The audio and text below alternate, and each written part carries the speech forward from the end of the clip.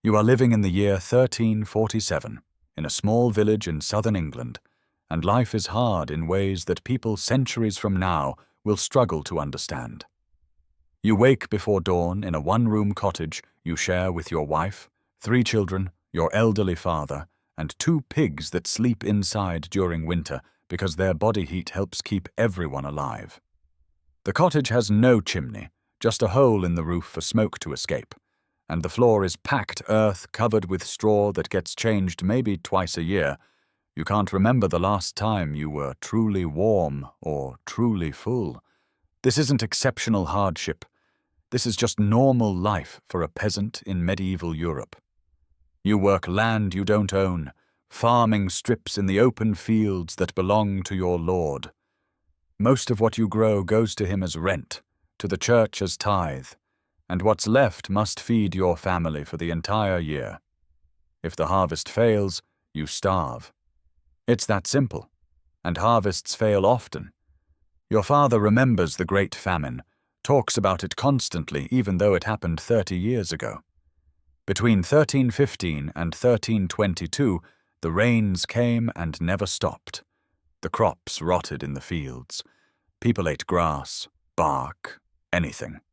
In the cities, they ate cats, dogs, and some whispered about worse things.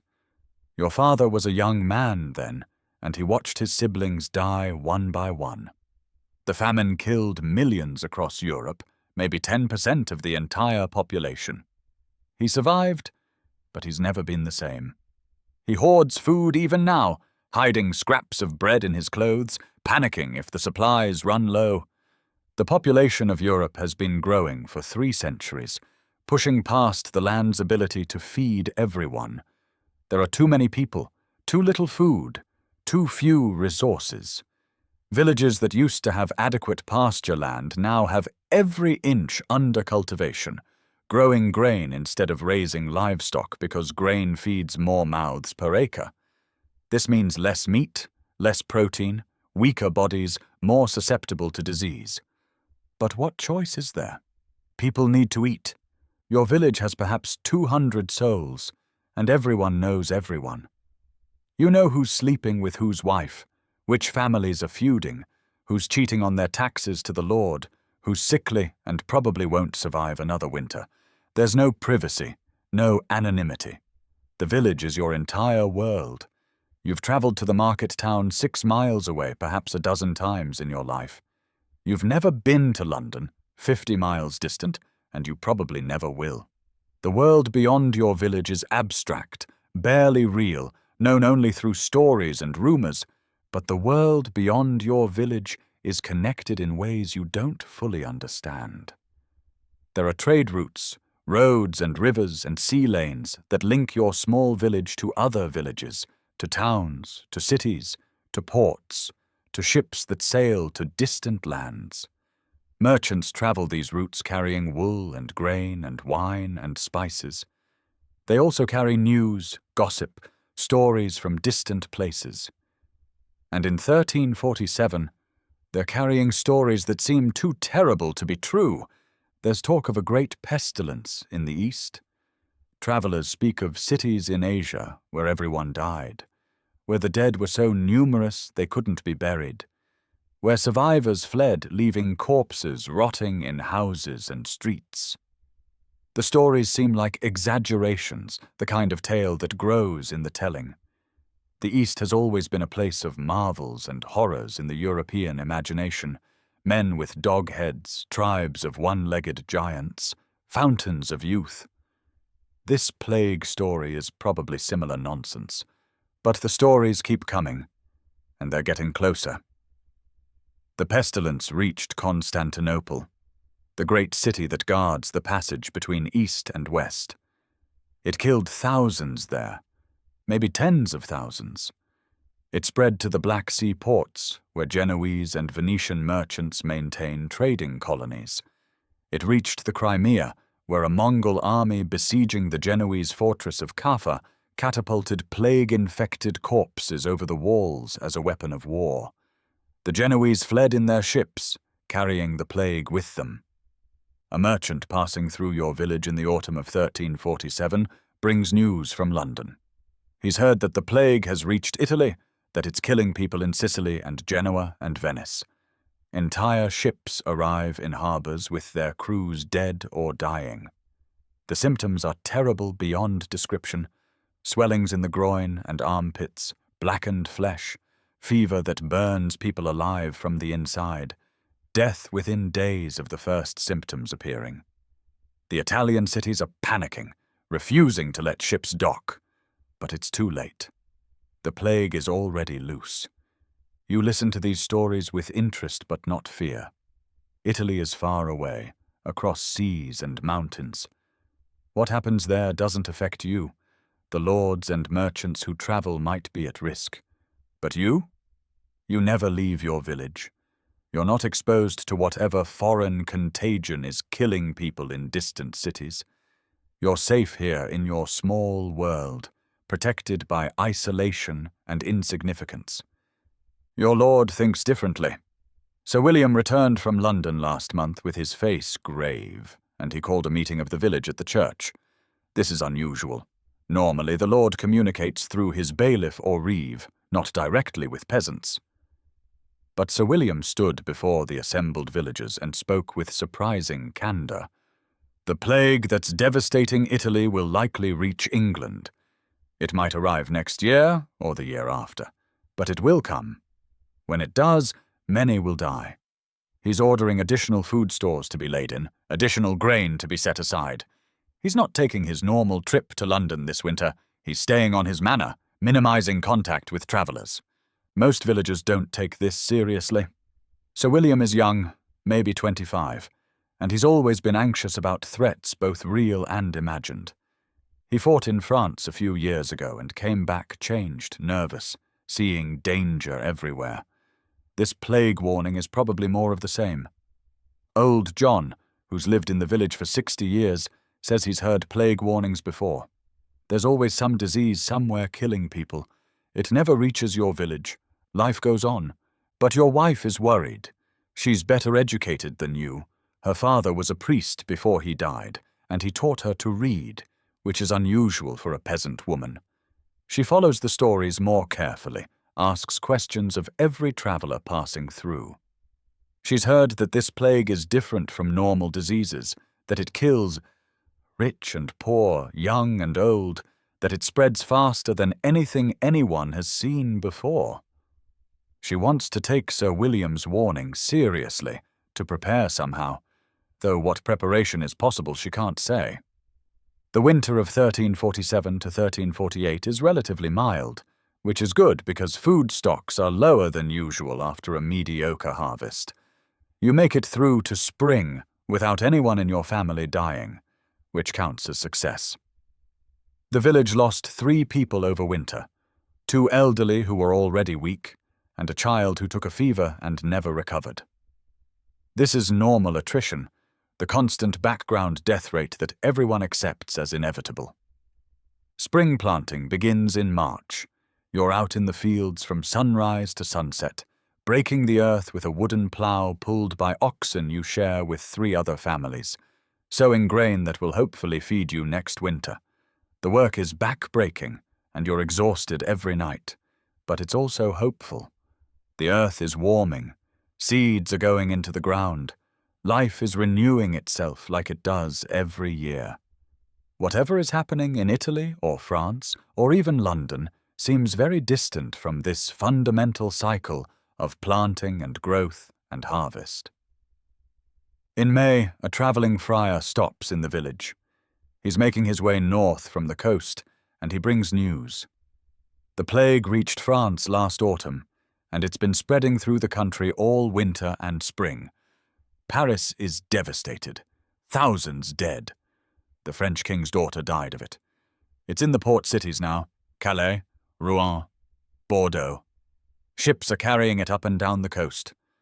And it's reached England. This last statement causes a stir.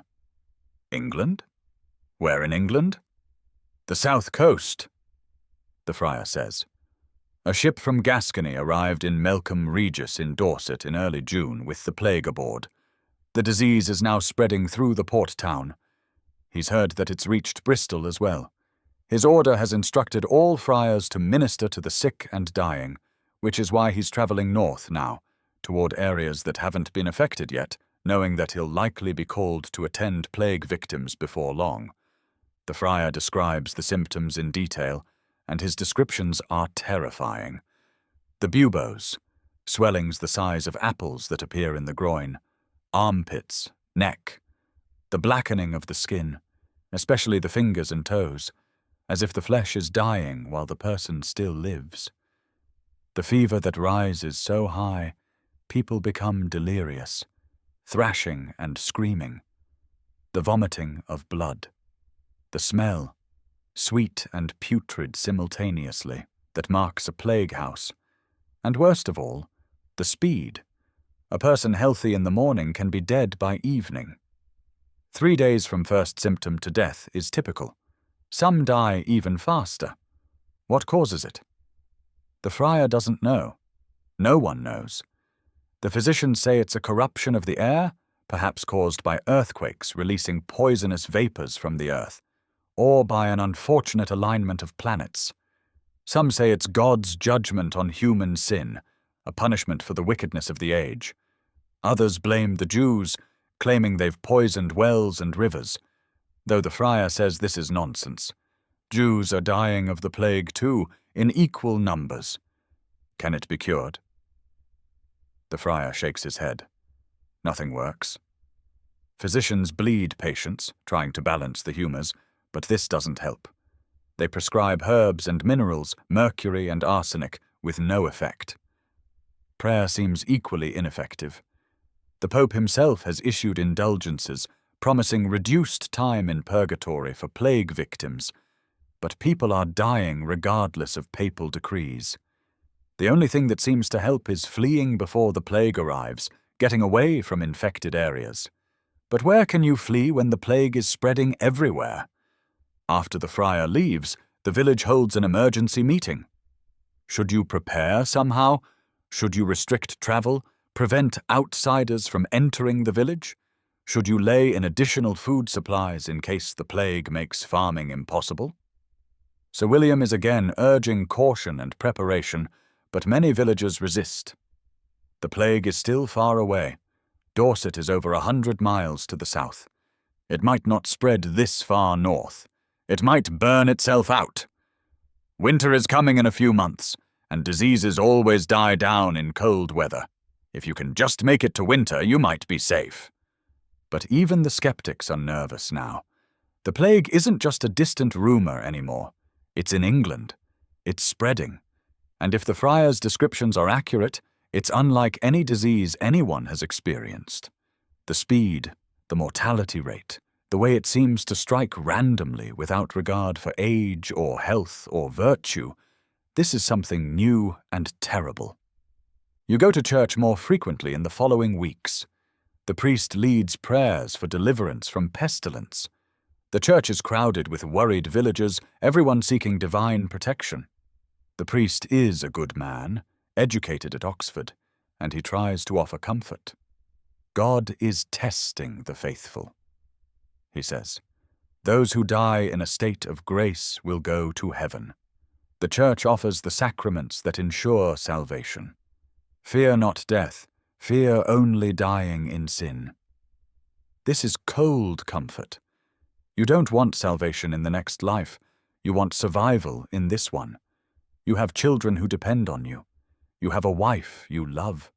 You have a life that, for all its hardship and poverty and constant struggle, is still worth living. You're not ready to die, and you're certainly not ready to watch your family die. Summer progresses, and the harvest comes in. It's adequate, not great, but enough to get through next winter if you're careful.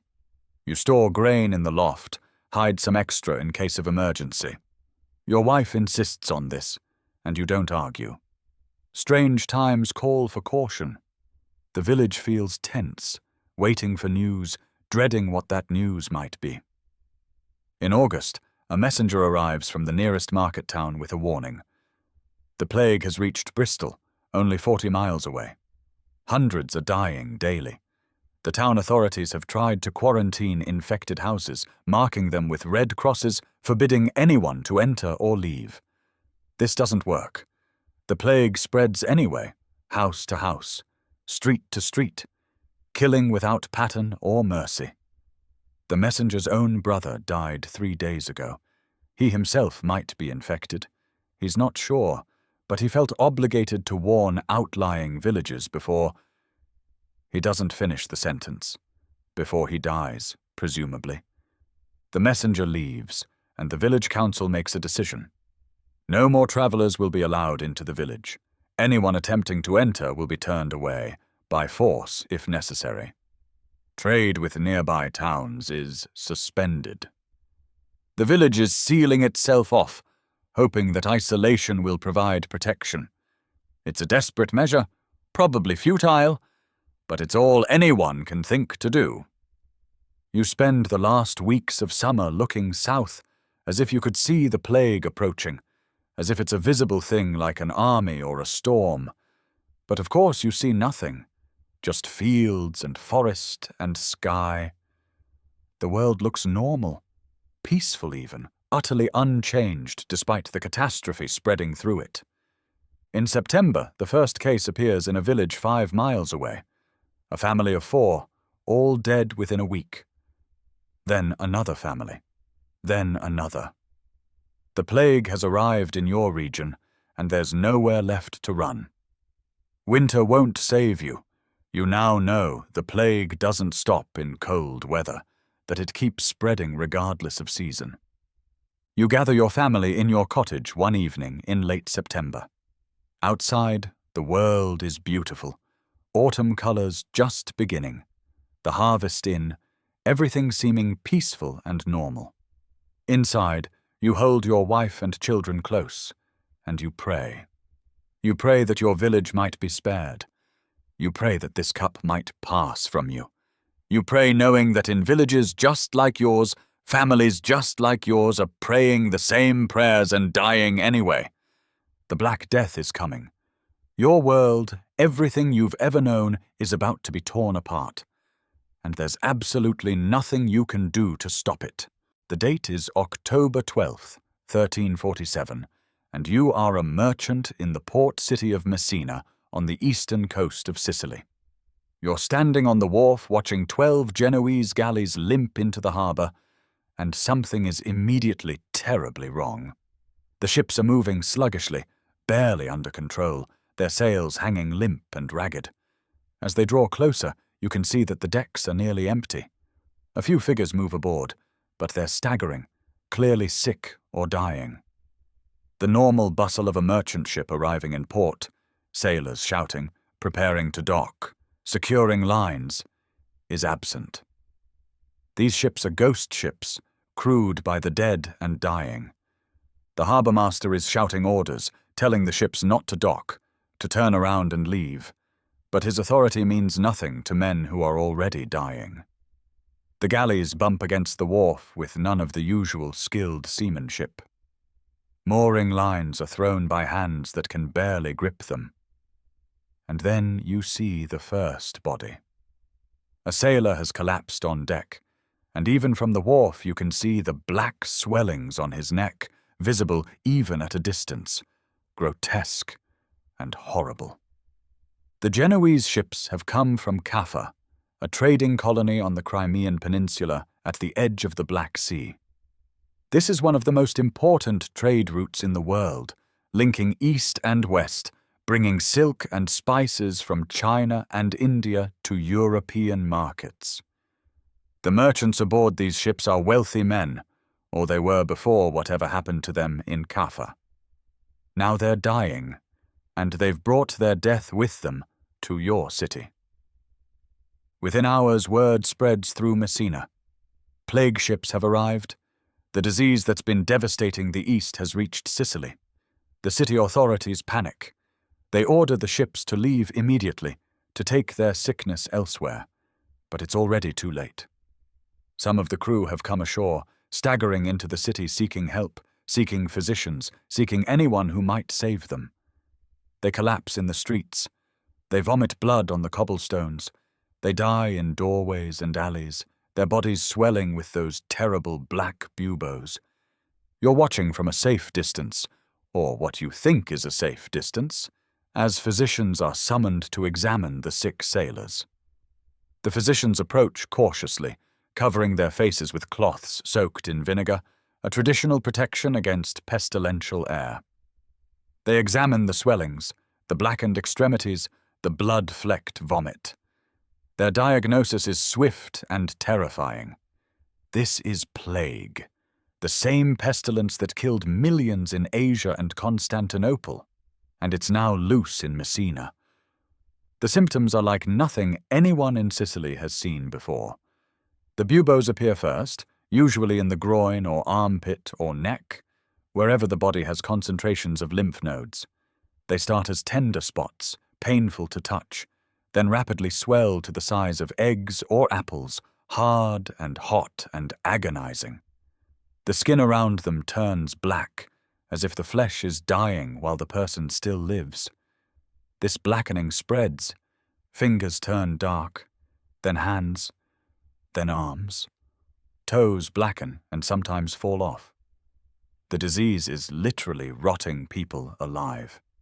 Then comes the fever, burning so hot that victims throw off their clothes even in cool October weather, desperate for relief that never comes. The fever brings delirium. People scream about demons, about fire, about visions of hell. They thrash violently, injuring themselves, requiring restraint. Some become so delirious they don't recognize their own families, attacking loved ones who try to help them. The vomiting starts next. Not normal vomiting, but violent expulsions of blood, thick and dark, pouring from mouths and sometimes noses. The smell is indescribable, sweet and rotten simultaneously, a stench that clings to everything, that marks a plague house from blocks away. Once you've smelled it, you never forget it. It's the smell of death, not clean death, but corrupt death, decay happening in living bodies. And the speed. This is what terrifies people most.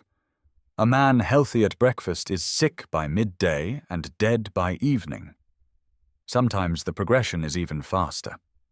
There are reports of people who seemed fine, spoke to friends, conducted business, then collapsed dead in the street within hours.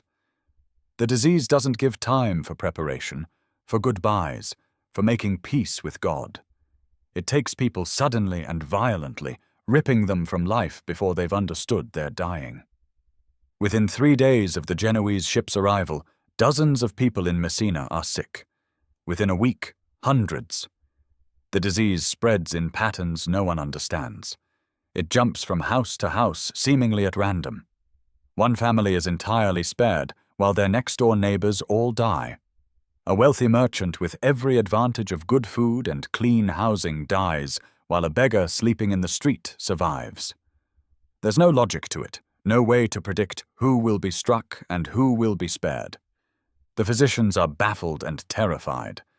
Medical theory says disease results from an imbalance of the 4 humors: blood, phlegm, yellow bile, black bile. Treatment involves restoring balance through bloodletting, purging, changes in diet. But these treatments don't work. Bleeding plague victims seems to make them die faster. Purges are useless. Nothing in the medical textbooks explains this disease or offers effective treatment. Some physicians theorize that the plague is caused by corrupt air, a miasma rising from swamps or released by earthquakes. They point to reports of earthquakes in Asia before the plague started, suggesting these released poisonous vapors from deep in the earth. The corrupted air spreads on winds, they say, infecting everyone who breathes it. Protection requires purifying the air around you, burning aromatic woods, carrying bags of herbs, breathing through vinegar-soaked cloths. People follow this advice desperately, but it doesn't help. The plague spreads regardless of how much incense you burn or how many herbs you carry. Others say the plague is astrological, caused by a conjunction of planets in 1345 that created a malign influence. Saturn, Jupiter, and Mars aligned in Aquarius, and this alignment corrupted the air throughout the world. This explains why the plague is everywhere simultaneously, why nowhere is safe. If the cause is celestial, human action is futile. You can't escape the influence of the stars. This theory offers an explanation, but no hope. The Church says the plague is divine punishment for human sin. The world has become wicked. Greed, lust, pride, violence, heresy, all manner of evil flourishing unchecked. God is cleansing the world through pestilence, punishing the wicked and testing the faithful. The solution is repentance, prayer, good works, participating in the sacraments. Priests lead processions through the streets, calling on God to lift the plague. Churches are packed with terrified worshippers begging for mercy. But the priests are dying too. Hearing confessions from plague victims, administering last rites, preparing bodies for burial, all of this exposes clergy to the disease. They die in their vestments, at their altars, in the act of ministering to the sick. The death of priests is particularly terrifying to the population. If God's own servants aren't protected, if divine calling provides no immunity, what hope do ordinary people have? By early November, Messina is descending into chaos.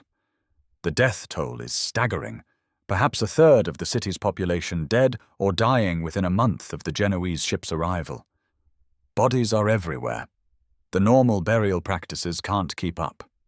Usually the dead are washed, dressed in grave clothes, carried to the church for a funeral mass, then buried in the churchyard with proper ceremony.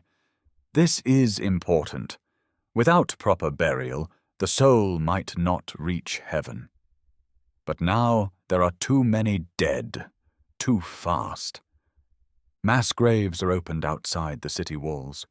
Bodies are carted there by the hundreds, dumped into pits without ceremony or even proper identification. Sometimes the grave diggers themselves collapse and die, falling into the pits they've been filling. The living are so terrified of infection that they abandon the sick, sometimes before they're even dead. Families flee their homes, leaving elderly parents or sick children behind, saving themselves. The bonds of family and society are breaking under the pressure of mass death. The city government tries to maintain order. They pass laws requiring the reporting of plague cases, the marking of infected houses, the removal of the dead. These laws are unenforceable. The officials tasked with enforcement are dying. The population is too panicked to obey. People hide their sick, fearing that if they report cases, their entire household will be sealed in their homes to die. Better to risk infection spreading than to accept certain death through quarantine. Trade collapses. Ships refuse to dock at Messina, knowing it's a plague port. The Genoese galleys that brought the disease are burned in the harbor, but it's a useless gesture. The plague is already loose in the city. Markets close because there's no one to buy or sell. Workshops shut down because the craftsmen are dead or dying. The economy grinds to a halt, but this seems almost irrelevant when survival itself is uncertain. Violence erupts.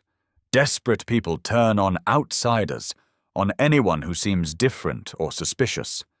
Foreigners are attacked, accused of spreading the plague deliberately.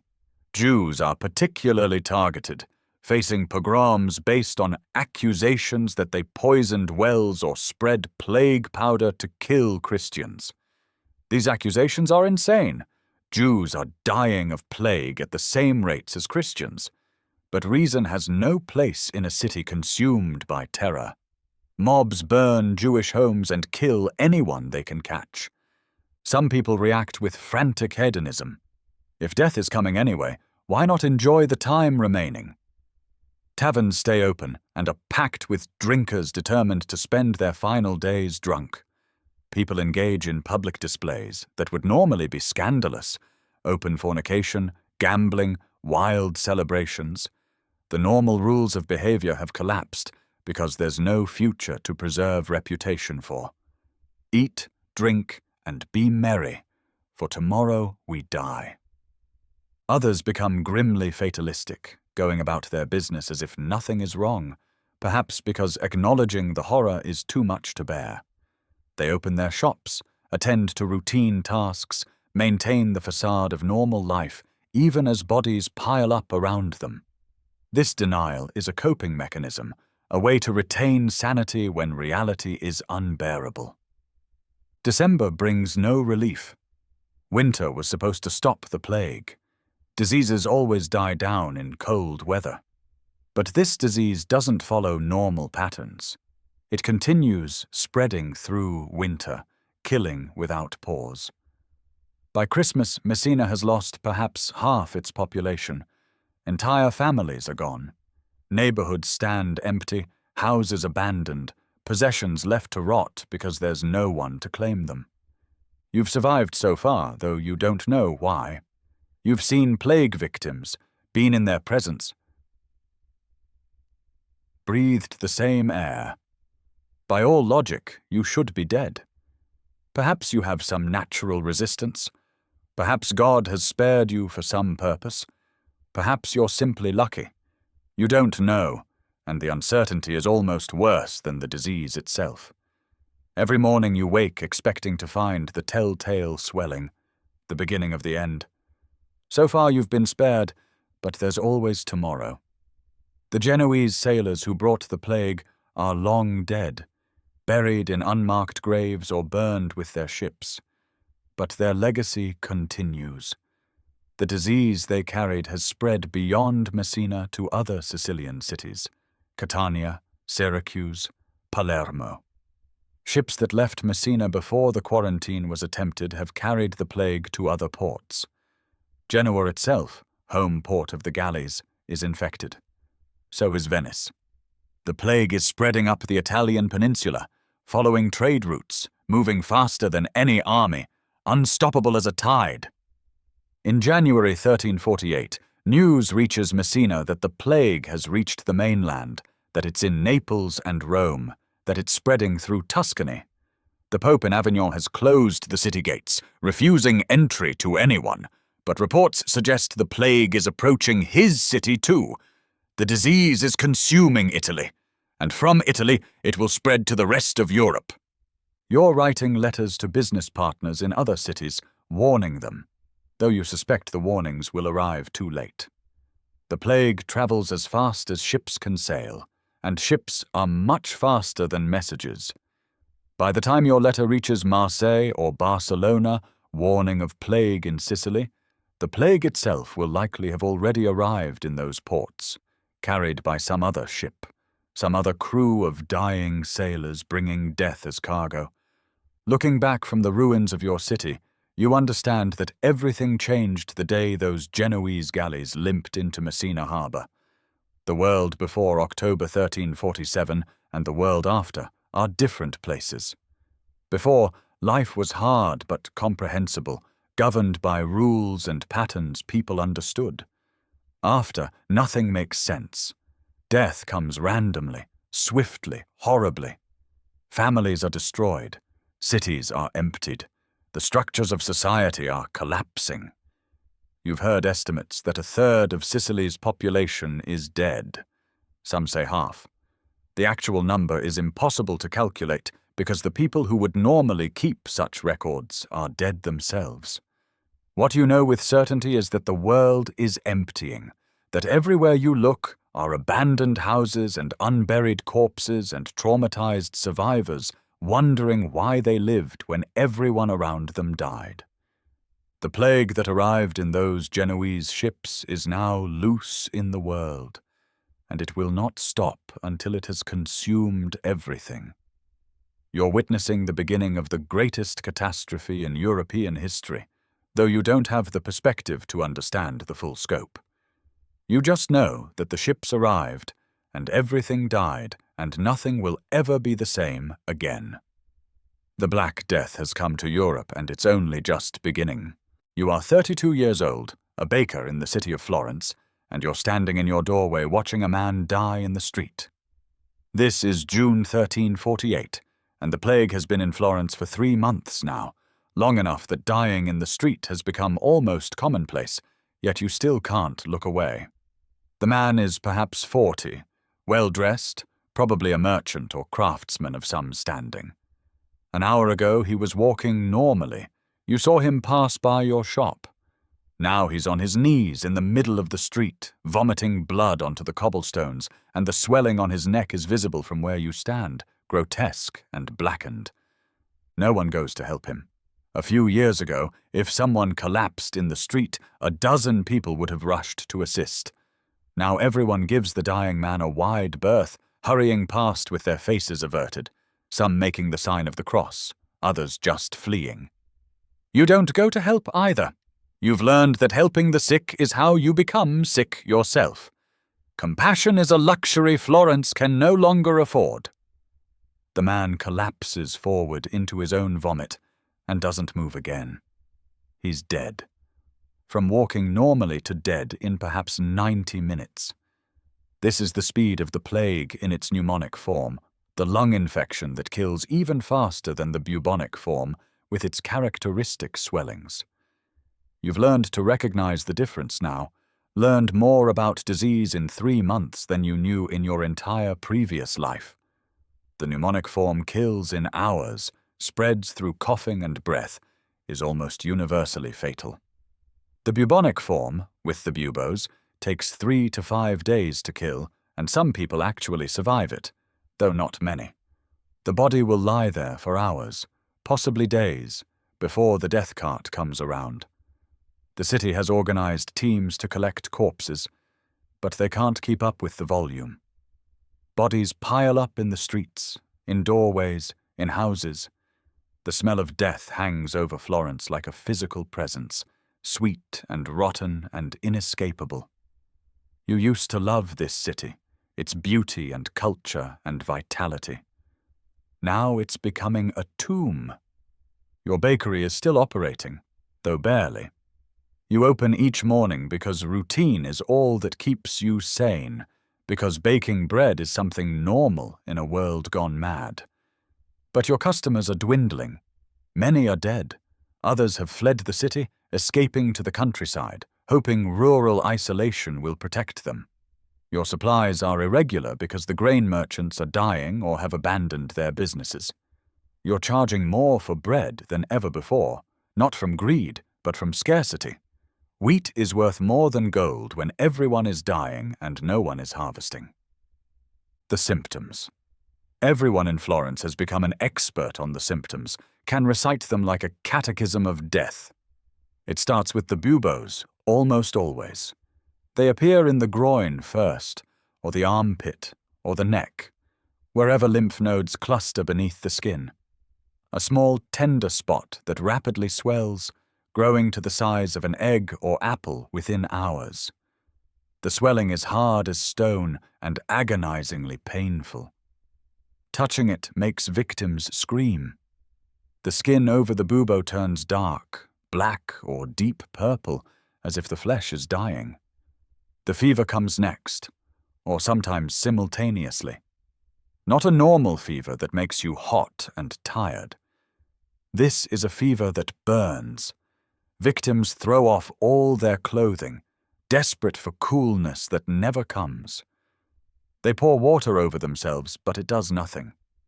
The fever climbs higher and higher until people become delirious, thrashing and screaming, seeing visions.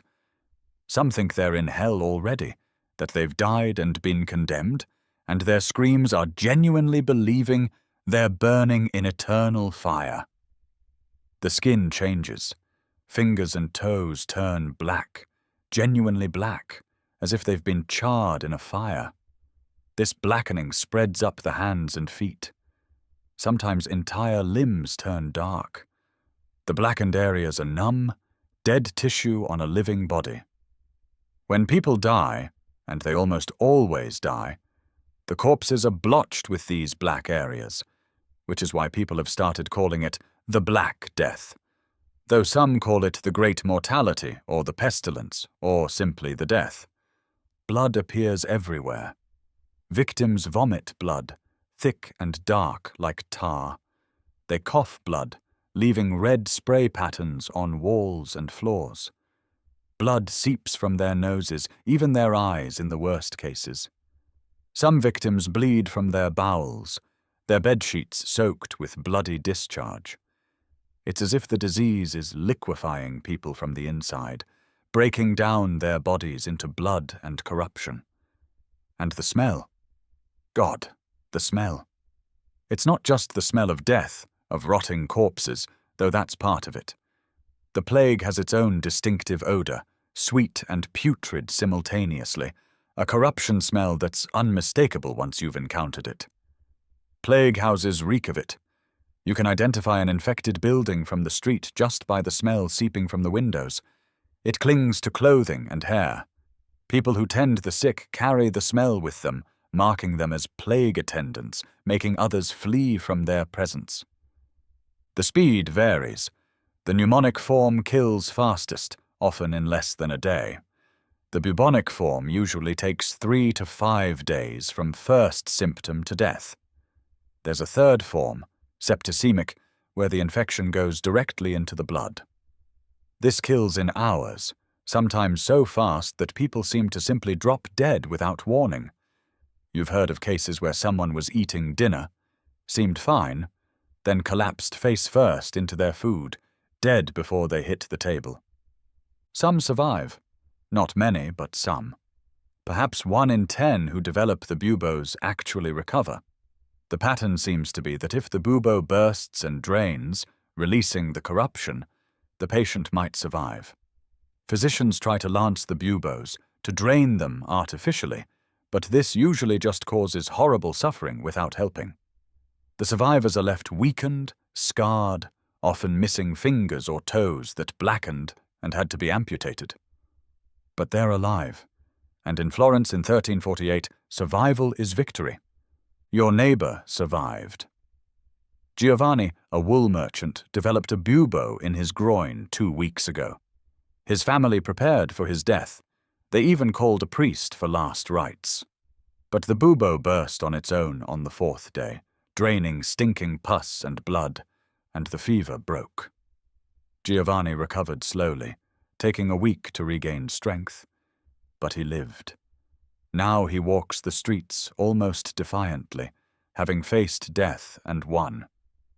He claims he's immune now, that having survived once means he can't catch it again. You hope he's right, but you're not certain. Nothing about this plague follows normal rules. The physicians are useless. No, that's not quite fair. They're trying desperately, but nothing works. They bleed patients, opening veins to release the corrupted blood. But this just weakens people who are already dying. They prescribe theriac, a complex mixture of dozens of ingredients, including viper flesh and opium, supposed to be a universal antidote to poison. It does nothing. They try mercury, arsenic, sulfur, various herbs and potions. None of it helps. Some physicians have developed a uniform that's become terrifyingly recognizable. They wear long waxed robes covering their entire body, gloves, and a distinctive mask with a long bird-like beak. The beak is filled with aromatic herbs, rose petals, camphor, mint, cloves, meant to purify the air they breathe. They look like human-sized carrion birds, and their appearance strikes terror into patients who know that when the plague doctor arrives, death usually follows. The theory most physicians accept is that the plague is caused by miasma, corrupted air. The corruption might come from swamps, from unburied bodies, from the conjunction of planets, from earthquakes releasing underground vapors. Whatever the source, the corrupted air enters the body through breathing, through pores in the skin, and causes the humors to become fatally imbalanced. Protection requires purifying the air around you, burning aromatic substances, carrying flowers or herbs, breathing through cloths soaked in vinegar. You follow these precautions because what else can you do? Your bakery constantly has fires burning aromatic wood. You carry a small bag of herbs around your neck. You avoid going near plague houses when possible. You wash your hands more than you used to, though you're not sure this helps. You pray constantly, mechanically, prayers becoming just sounds you make to ward off death like a magic spell. The city has tried various measures to control the plague. Infected houses are supposed to be marked with a white cross on the door, warning others to stay away. The sick are supposed to be reported to authorities.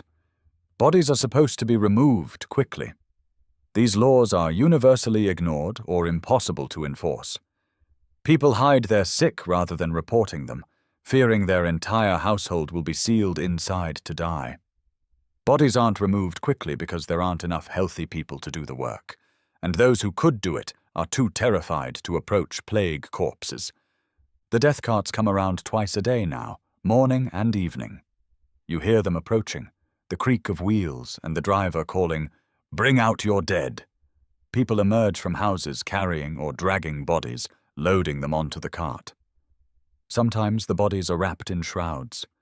Often they're just naked corpses, the family too poor or too overwhelmed to bother with grave clothes. The carts fill quickly and trundle off to the plague pits outside the city walls.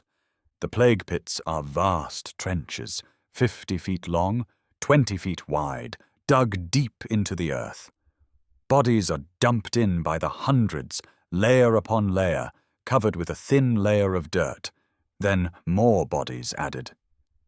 There are no individual graves, no markers, no way to know where any specific person is buried. Entire families go into these pits together, but not in any organized way. A mother might be in one layer, her children in another layer 50 feet away. The pits are filled, and new ones dug constantly. The church struggles to maintain the traditional death rituals. Usually, death is accompanied by elaborate ceremony.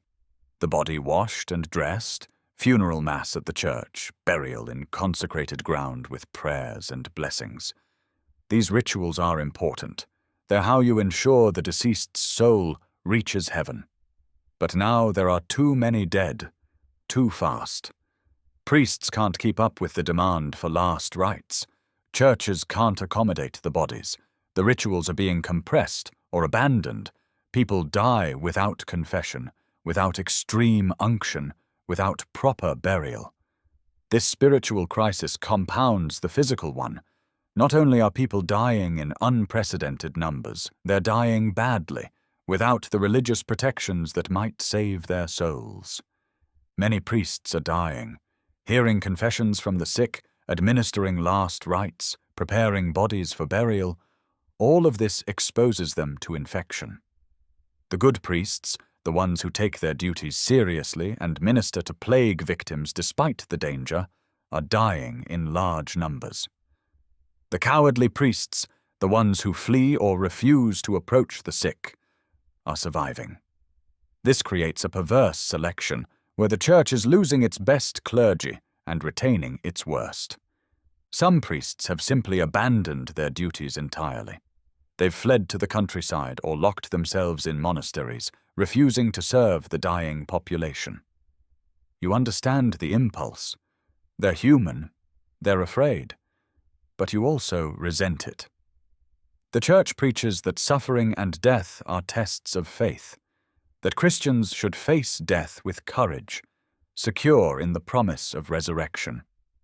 Easy to preach when you're safe. Harder to practice when you're coughing blood and watching your skin turn black. The monasteries and convents are devastated. Monks and nuns live in close quarters, share dormitories and refectories, pray together in enclosed spaces. When plague enters a monastery, it often kills nearly everyone. You've heard of monasteries where only 2 or 3 monks survived from communities of 50 or 100. The surviving monks wander through empty buildings, maintaining routines for absent brothers, going slowly mad from isolation and survivor's guilt. Family bonds are breaking. This is perhaps the most horrifying aspect. People are abandoning their sick relatives, fleeing to save themselves. Mothers abandon dying children. Children abandon dying parents. Husbands abandon wives. Wives abandon husbands. The instinct for self-preservation overrides every other bond and obligation. You judge these people, but you also understand them. You haven't been tested yet. Your wife and children are still healthy, knock on wood. But if they became sick, would you stay to nurse them, knowing you'd probably catch the plague yourself? Would you sacrifice yourself for them? You'd like to think you would, but you're not certain. Giovanni Boccaccio, a writer who lives in Florence, has been documenting what's happening. You've heard him read some of his observations at gatherings, before gatherings became impossible. He describes scenes you recognize: servants abandoning masters, the breakdown of all social bonds, the living afraid to approach the dying, bodies lying unattended in the streets. He talks about people adopting different survival strategies, some fleeing to isolated country houses, others staying in the city but living carefully, avoiding contact with others, eating moderately, praying constantly. Still others throwing caution aside and living hedonistically, drinking and feasting and fornicating as if there's no tomorrow, because for many of them, there won't be. You've adopted the careful strategy, the middle path. You maintain your business, keep to your routine, but avoid unnecessary contact with others. You don't visit the sick. You don't attend funerals. There are too many anyway, and they're too dangerous. You stay in your house as much as possible with your immediate family. You've become suspicious of everyone, wondering if they might be infected, if their breath or touch might carry death to you. The economy is collapsing. Shops are closing because the owners are dead or fled. Craftsmen aren't producing goods. Farmers aren't bringing food to market. The city relies on a complex web of trade and production, and that web is disintegrating. Prices for basic goods are skyrocketing, while luxury goods are worthless. What use is silk or jewelry when you can't buy bread? Labor costs are rising because workers are scarce, which should be good for the working class, but isn't because there's nothing to buy, even if you have money. Some people are getting rich from the plague. They're buying property from desperate sellers for pennies on the dollar. They're looting abandoned houses. They're selling fake cures and protections to desperate people willing to pay anything for hope. You're disgusted by these profiteers, but also envious of their lack of conscience, their ability to see opportunity in catastrophe. Your wife Elena keeps a tally of the dead. She started it in March when the plague arrived in Florence, making marks on a wooden board for each person in your neighborhood who died. The first week there were 5 marks. The second week, 12. By the third week, she stopped counting individually and just made bundles of 10. Now, 3 months later, the board is covered with marks. More than half your neighborhood is dead. The survivors are the ones who need counting now. Your children ask questions you can't answer. Why is this happening? When will it stop? Will we die? You tell them God is testing humanity, that the righteous will be saved, that they should pray and trust in divine mercy. You don't believe these answers yourself, but what else can you tell them? The truth, that death is random and unstoppable, that prayer doesn't help, that they might die screaming and vomiting blood within days, is too terrible to speak aloud. At night, lying in bed, you listen to the city. It's quieter than it used to be. Fewer people moving around, fewer sounds of life and commerce. What you hear instead is crying, the sound of people mourning, sometimes screaming from plague houses where someone is dying badly. You hear the death carts making their rounds, the drivers calling for bodies. You hear dogs howling. There are more stray dogs now, pets whose owners died and left them to fend for themselves. You wonder how long this can continue. 3 months of plague has killed perhaps 1/3 of Florence's population, maybe 40,000 people dead. Can it get worse? Surely it must stop soon, must burn itself out, must run out of victims. But it doesn't stop. Every day brings more deaths. Every day the pile of bodies grows. Every day the city becomes emptier and quieter and stranger. The symptoms haunt your dreams. You wake in terror, feeling phantom swellings in your groin, convinced you're infected, then realize it's just fear manifesting physically. You check your wife and children obsessively, looking for the telltale buboes, for blackened fingers, for any sign that death has come for your family. So far you've been spared, but there's always tomorrow. This is June 1348 in Florence. The plague is at its peak, killing hundreds daily, emptying the city, destroying everything that made Florence one of Europe's greatest cities. The beautiful buildings remain, the art and architecture. But the people who created that culture are dying or dead. Florence will survive. Cities are resilient, but it will never be the same. The world before the plague and after are different worlds, separated by the unbridgeable gap of mass death. You close your bakery early, go home to your family, hold your children close, and pray that tomorrow isn't the day the symptoms appear. That's all anyone in Florence can do now. Endure, survive, hope, and wait for the plague to finally, mercifully end. You are a village priest in a small parish in Oxfordshire, England, and it's July 1348, and you've just finished burying the 7th person this week.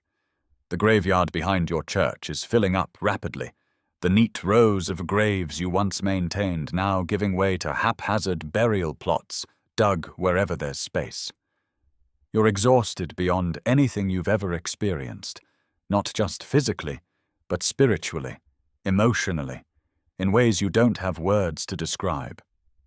You've been a priest for 12 years, tended this parish through good times and bad, but nothing prepared you for this. The latest burial was Thomas Fletcher, a man of 40 with a wife and 5 children. He was healthy 4 days ago, working in the fields, complaining about the weather like he did every summer. Then the fever came, and the swelling in his groin, and the blackening of his hands, and by yesterday evening he was dead. You administered last rites, heard his final confession, did everything the church requires to prepare his soul for judgment. But you're not sure anymore if these rituals matter, if God is even listening, if there's any point to the prayers you've been mechanically reciting over corpse after corpse. You stand in the graveyard after the burial, too tired to walk back to the rectory, and you look at the fresh graves. 7 this week, 11 last week. The week before that, 15. The plague reached your village in early June, and in 6 weeks it's killed perhaps a quarter of your parish.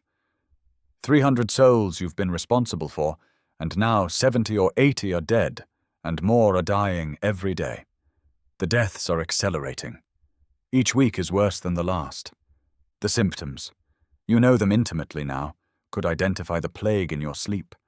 The fever that makes people burn like they're on fire. The buboes that swell in the groin, armpits, neck, hard as stones and black as sin. The way the skin darkens, fingers and toes turning the color of charcoal. The vomiting of blood, thick and dark, staining sheets and clothing. The delirium that comes with the high fever, people screaming about demons, about hell, thrashing so violently they injure themselves. The smell, sweet and rotten, that marks a plague house and never quite washes out of your vestments, no matter how many times they're cleaned. And the speed. Thomas Fletcher was healthy 4 days ago. Mary Cooper died in 18 hours from first symptom to death. You've learned there are different forms of the plague. The bubonic form with the characteristic swellings takes 3 to 5 days to kill. The pneumonic form, which attacks the lungs, kills in less than a day. Some people just collapse and die with barely any symptoms at all, the septicemic form going straight into the blood. You've become an expert in death, able to predict with grim accuracy how long someone will survive based on where the buboes appear and how quickly they develop. Your faith is dying along with your parishioners. You became a priest because you believed in God's goodness, in divine providence, in the promise that the righteous would be rewarded and the wicked punished. The plague is destroying these beliefs. Good people are dying. The most pious members of your parish, the ones who attended every Mass, who tithed faithfully, who lived Christian lives, they're dying just as quickly as sinners. Margaret Wheeler spent her whole life in prayer and charity, and she died screaming in agony, her body covered in blackened buboes. Meanwhile, Robert Stone, who beats his wife and cheats his neighbors, is perfectly healthy. Where is the justice in this? Where is God's plan? You've preached for years that suffering has meaning, that God tests the faithful, that accepting hardship with grace leads to heavenly reward. But what meaning is there in babies dying, in children orphaned and left to starve because both parents are dead, in entire families wiped out within a week? If this is a test, what exactly is God testing? The plague doesn't discriminate based on virtue. It kills the righteous and wicked alike, randomly, without pattern or purpose. You've tried to explain this to your parishioners. The official church position is that the plague is divine punishment for humanity's sins, that people should repent and pray for mercy. You've preached this sermon, but even as the words left your mouth, you didn't believe them. What sins have the children committed? What have the babies done to deserve death? The theology doesn't work when you're standing in a graveyard burying a 2-year-old who died vomiting blood. Some of your parishioners are losing faith entirely. William Mason told you yesterday that he's done with God, done with prayer, done with the church. He watched his 3 children die within 5 days of each other. And he's concluded that either God doesn't exist or God is evil. You should have argued with him, should have tried to restore his faith, but you couldn't find the words. Part of you agrees with him. Others have gone in the opposite direction, becoming frantically religious. They pray constantly, attend every service, confess sins over and over, desperately trying to appease an angry God. Agnes Cooper confessed to you that she once coveted her neighbor's cooking pot 20 years ago, and she's convinced this sin brought the plague to her family. You tried to tell her that coveting a pot wouldn't cause God to kill half of England, but she wouldn't listen. She needs to believe her suffering has meaning, that there's some cosmic justice operating even if she can't see it. The physical exhaustion is overwhelming. You're conducting funerals every day, sometimes multiple funerals in a single day. Each one requires you to prepare the body, or at least oversee the preparation. Washing the corpse, dressing it in burial clothes if the family can afford them. You say the funeral mass, conduct the burial service, fill in the grave yourself because the gravedigger died 3 weeks ago and no one wants to take his place. You're digging graves at night by torchlight because there isn't enough daylight to bury all the dead. Your hands are covered in blisters from the shovel. Your back aches constantly from digging. Your knees hurt from kneeling beside the sick, hearing confessions, administering last rites. You're not sleeping more than 3 or 4 hours a night because someone is always dying, always needing a priest, and you're the only priest for miles. Father Benedict in the next parish died a month ago. Father Thomas, 2 parishes over, fled to a monastery. You're alone, responsible for hundreds of souls, watching them die one by one. The administrative duties are crushing. You're supposed to maintain parish records, noting every baptism, marriage, and death. The death records have overwhelmed everything else. You're making notations in your register every day, trying to keep track, but you've fallen behind. Sometimes you can't remember who died when, can't keep the names straight. You've started making marks in bundles. 5 deaths, 10 deaths, rather than individual entries because there isn't time to write out complete records. And then there are the practical problems. Preparing bodies for burial used to be done by families, but many families are too sick or too terrified to handle plague corpses. So you do it. You wash bodies that are covered in seeping buboes, skin blackened and rotting while the person is barely dead. You dress them in whatever cloth is available because proper burial shrouds are in short supply. You try to be respectful, to treat each corpse with dignity. But when you're handling the fifth body of the day, it becomes mechanical, automatic, just another task to complete. The smell is the worst part. Not just the smell of death and decay, though that's terrible enough. The plague has its own distinctive odor, and you can't escape it. It's on your hands, in your hair, permeating your clothing. You wash obsessively, but the smell remains. You've stopped noticing it most of the time, which frightens you because that suggests you're becoming too accustomed to death, becoming numb to horror. You're terrified of catching the plague yourself. Every cough makes you freeze in panic. Every ache or pain might be the first symptom. You check yourself constantly for buboes, running your hands over your groin and armpits, searching for the telltale swelling. Each morning when you wake, you're surprised to be alive, and you wonder if today will be the day you develop symptoms. The theological implications haunt you. As a priest, you should welcome death. It means going to heaven, being with God, eternal reward for a life of service. But you don't want to die. You're afraid. You lie awake at night and pray not to catch the plague, and this feels like a betrayal of everything you've claimed to believe. If you truly had faith, wouldn't you accept death calmly? Your fear reveals the weakness of your faith, and this realization is almost worse than the fear itself. Some priests have fled. You judge them, but you also understand. Father Thomas left a note saying he was going to a monastery to pray for the afflicted, but everyone knows he was just running away. The bishop died a month ago, and there's no one to enforce discipline, no one to compel priests to stay at their posts.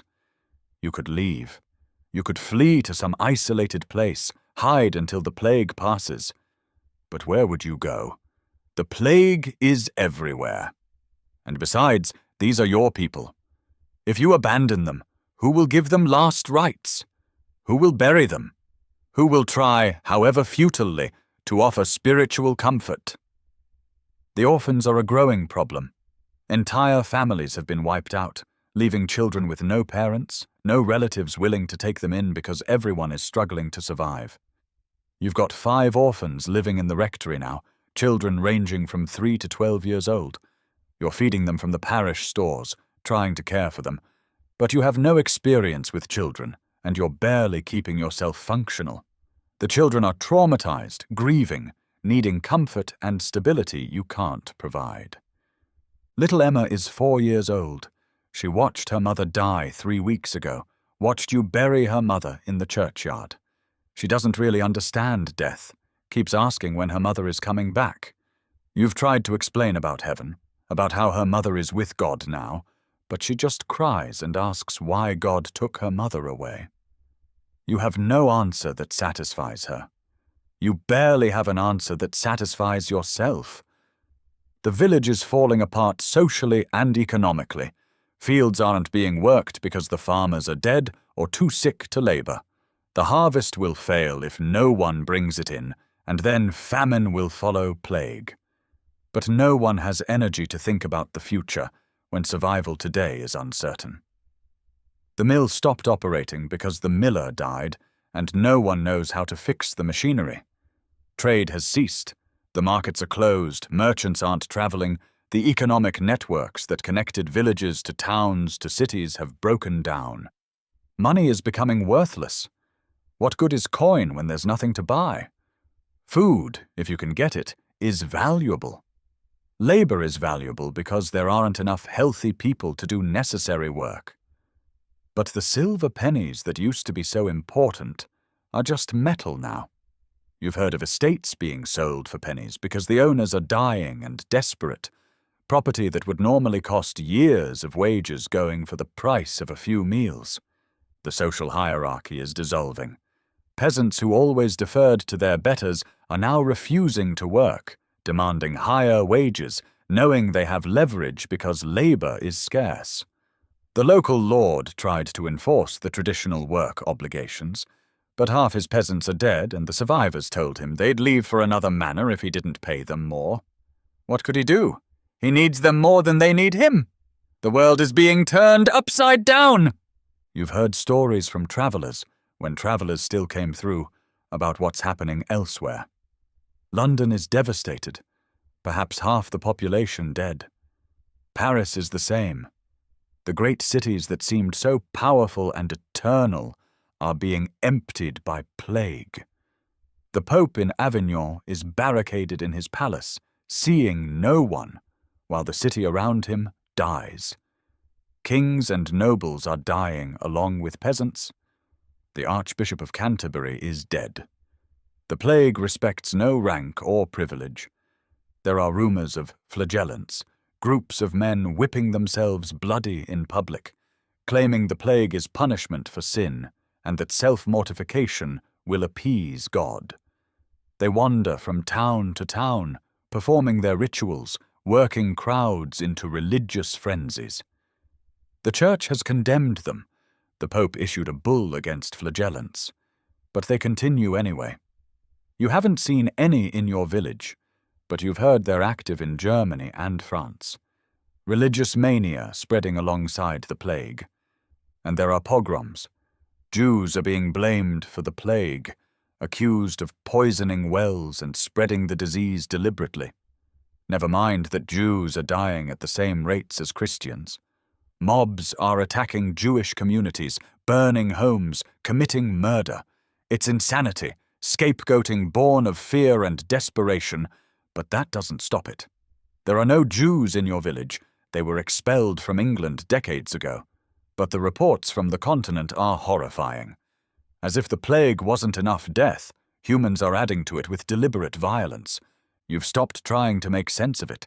The plague has no logic, no pattern, no explanation that satisfies. It kills who it kills, spares who it spares, and there's nothing anyone can do about it. The physicians are useless. Prayer seems equally ineffective. You perform your duties, the last rites, the funerals, the burial services, not because you believe they help, but because they're what you know how to do. Because ritual and routine are all that keeps you sane. Tonight you'll conduct another burial. Tomorrow there will be more. The day after, still more. This will continue until the plague burns itself out, or until everyone is dead, including you. You've accepted this. The fear is still there, constant and gnawing, but beneath it is a kind of fatalism. You'll survive, or you won't. God will save you, or he won't. You've stopped trying to understand why and focused simply on endurance. You walk back to the rectory where the orphans are waiting, needing food and comfort you barely have the strength to provide. Emma runs to you asking about her mother again, and you pick her up and hold her, and you lie. You tell her that her mother is in heaven and happy and watching over her. You tell her that God loves her and has a plan even if we can't see it. You tell her everything will be all right. You don't believe any of it, but sometimes lies are kinder than truth, and kindness, even false kindness, is all you have left to offer. This is July 1348 in England. The plague is at its height. Your faith is breaking. Your parishioners are dying. And all you can do is dig graves and say prayers and try to survive one more day. God help you, if he's even listening anymore. You are a widow living in London in September 1348, and you haven't left your house in 3 weeks. Your husband died of the plague in August, vomiting blood in your bed while you held him and prayed uselessly for his recovery. You buried him yourself, or rather you paid 2 men an exorbitant sum to haul his body to the plague pit, because you couldn't bear to do it alone, and there was no one else to help. Your children are dead too. All three of them. Margaret died first, then William, then little John, each within days of the other, and the pain of their deaths is so overwhelming that you've become numb to feeling anything at all. You stay in your house because going outside means confronting a city that's become hell on earth. London used to have perhaps 80,000 people. Now, 5 months into the plague, at least half are dead, maybe more.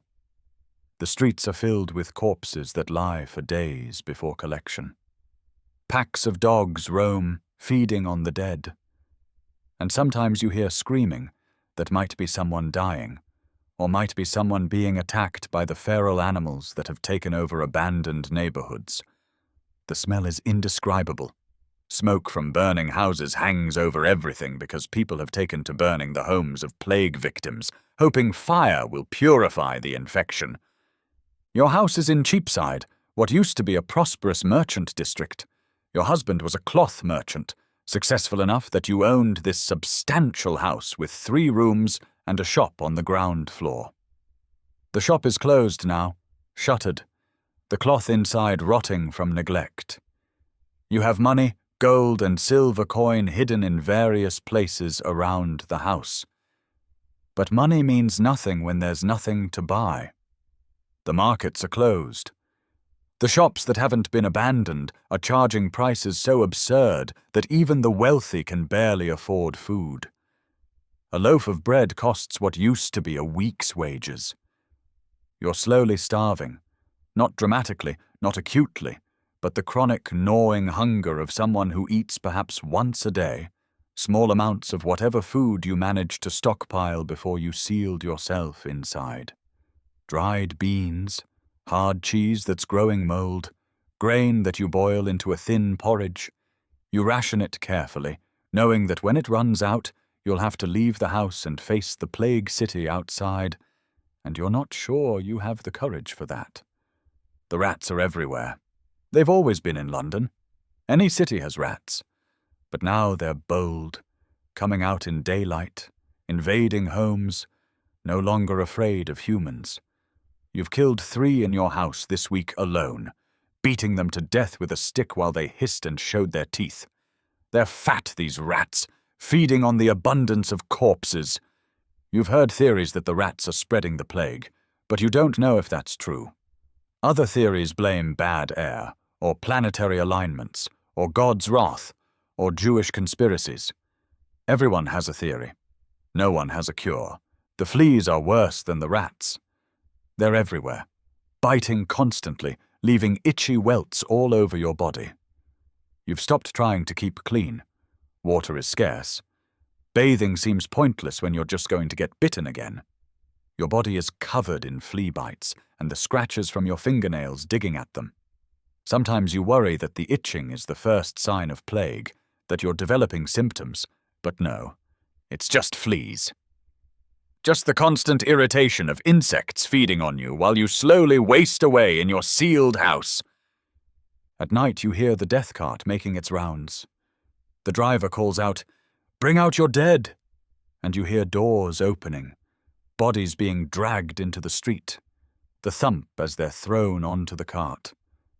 Sometimes you hear weeping, or prayers, or just silence. The cart comes around twice a day now, morning and evening, and it's always full.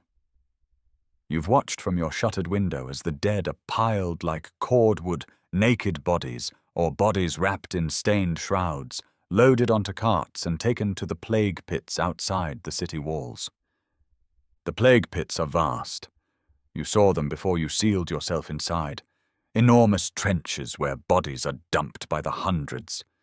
They dig a pit, fill it with corpses, cover it with a thin layer of earth, dig another pit. The smell from the plague pits carries on the wind, sweet and rotten, the smell of mass death. No one is buried individually anymore. No gravestones, no markers, no way to know where your loved ones lie.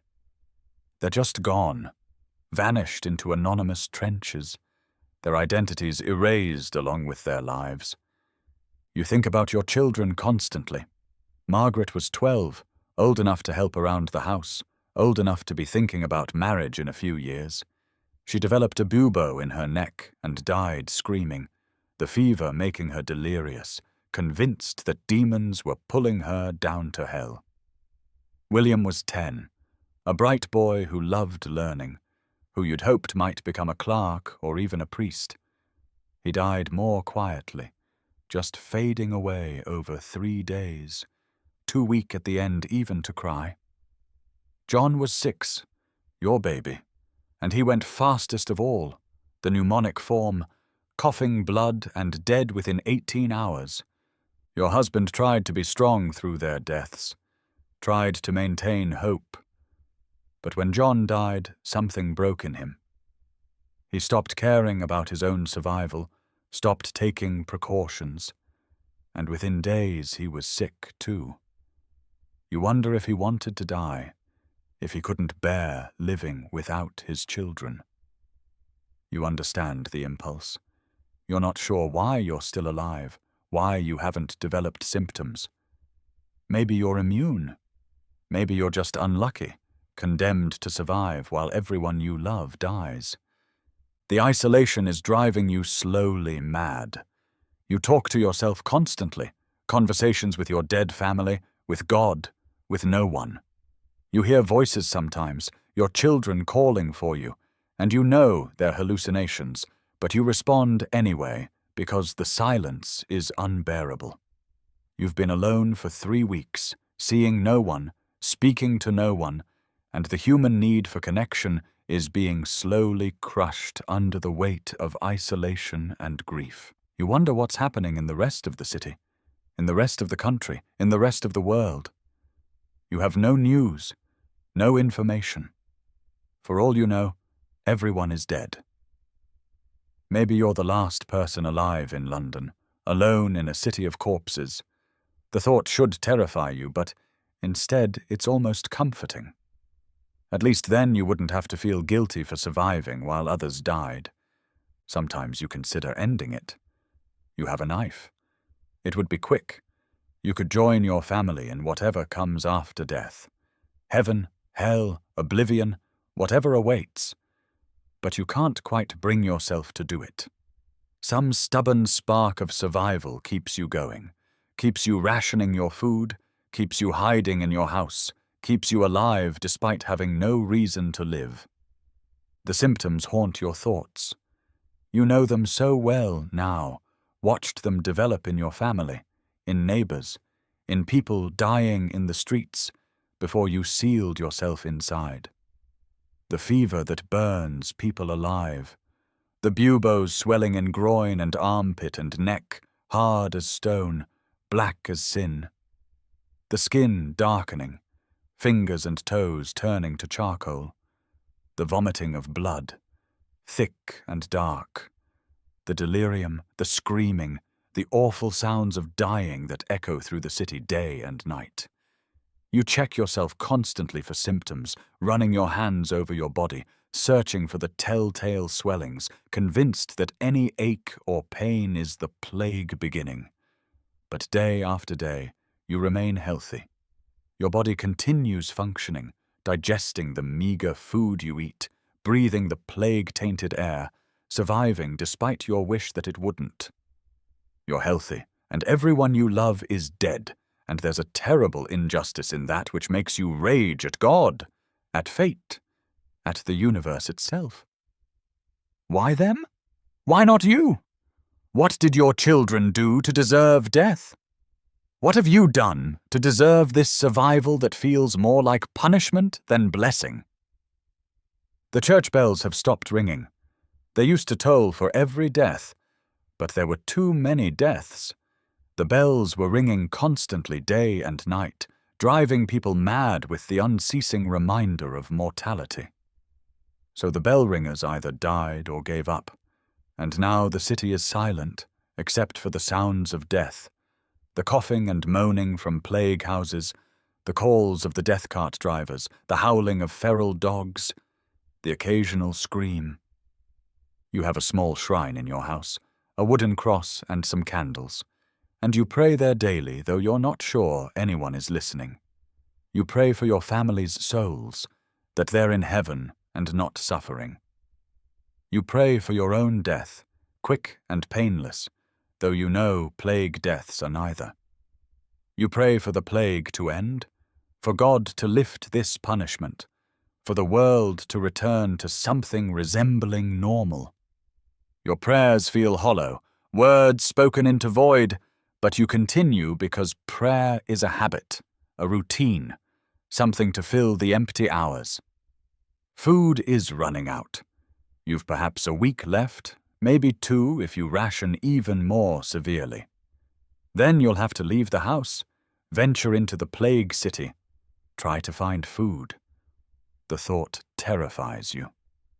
Out there are the sick and dying, the plague miasma hanging in the air, the risk of infection. But in here is slow starvation. You'll have to choose eventually between dying of hunger or risking the plague, and you don't know which fate is worse. You fantasize about leaving London entirely, fleeing to the countryside, finding some isolated place where the plague hasn't reached. But you've heard the countryside is just as bad, that villages are emptying, that there's nowhere safe. And besides, you don't have the strength to travel. You're weak from hunger and grief, and the journey out of London would probably kill you even without the plague. You're trapped here in this house, in this dying city, waiting for something to change, though you can't imagine what that change might be. The nights are worse than the days. At least during daylight hours, there's some illusion of normalcy, some sense of time passing, routines to follow. Night brings darkness and terror. You lie in the bed where your husband died, where the sheets are still stained with his blood because you haven't had the strength to wash them, and you listen to the sounds of the plague city, the moaning from nearby houses, the death cart making its evening rounds, the dogs fighting over corpses in the street, the occasional scream of someone dying or going mad.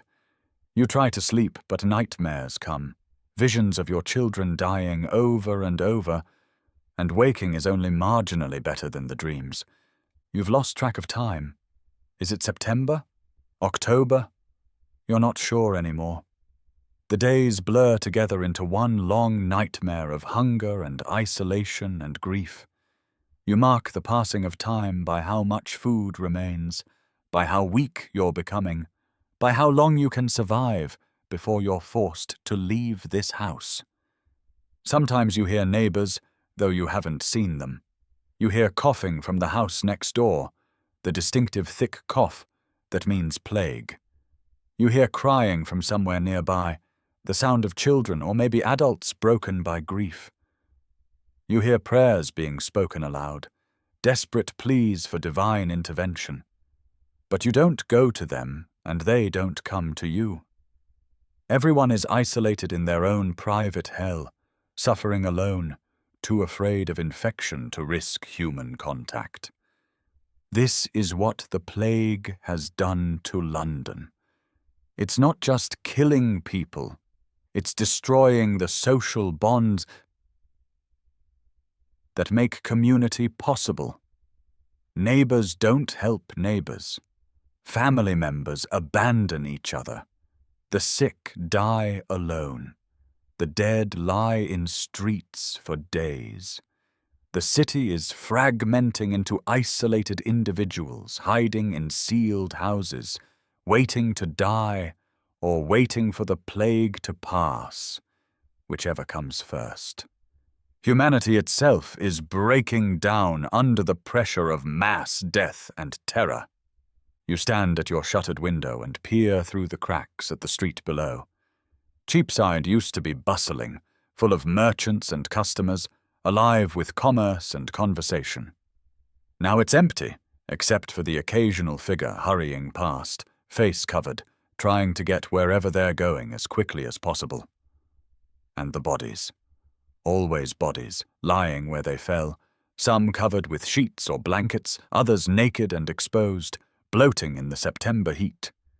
The death cart will come eventually and collect them, But new bodies appear every day, an endless supply of the dead.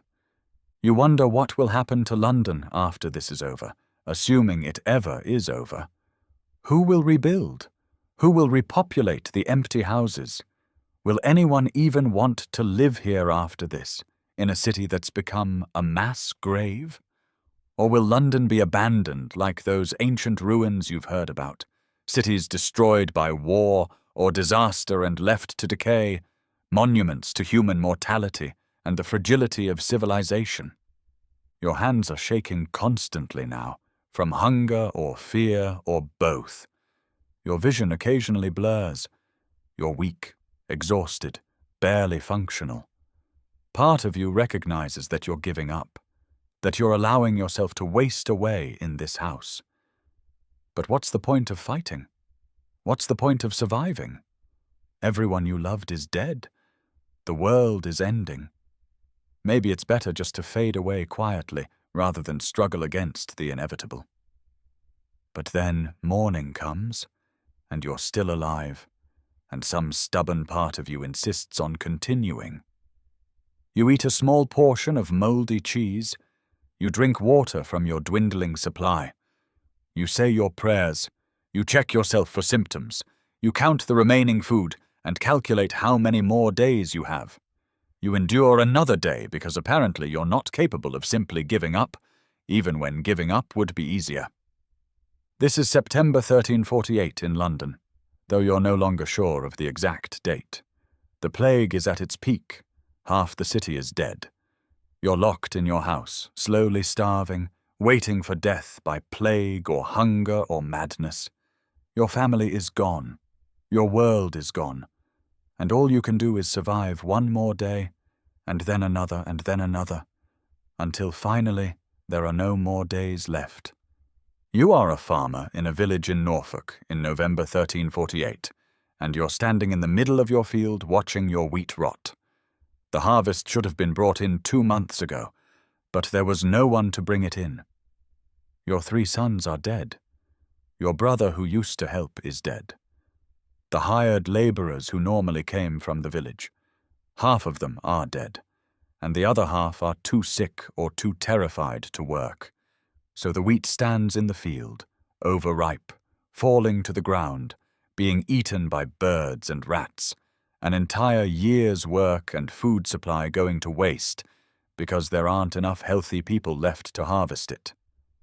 This is happening across England, across Europe, fields full of unharvested grain, orchards with fruit rotting on the trees, livestock wandering untended because their owners are dead. The plague isn't just killing people, it's destroying the entire agricultural system that keeps civilization alive. Even if the plague stopped tomorrow, famine would follow because the food that should have fed people through winter is rotting in the fields. Your wife survived the plague, as did your youngest daughter, 9 years old and too young to be much help with the heavy labor of farming. The 3 of you are trying to maintain the farm alone, doing work that normally required 6 people, and you're failing. You can't keep up. The wheat is rotting. The fences are falling apart because you haven't had time to repair them. Half your sheep wandered off and you haven't had time to find them. The roof of your cottage is leaking and you haven't had time to fix it. You're working from before dawn until after dark, exhausted beyond endurance, and still falling further behind every day. The manor lord died in August, and his son who inherited has no idea how to run the estate. The entire feudal system is collapsing because too many people are dead. The traditional obligations, peasants working the lord's land in exchange for using their own plots, are breaking down.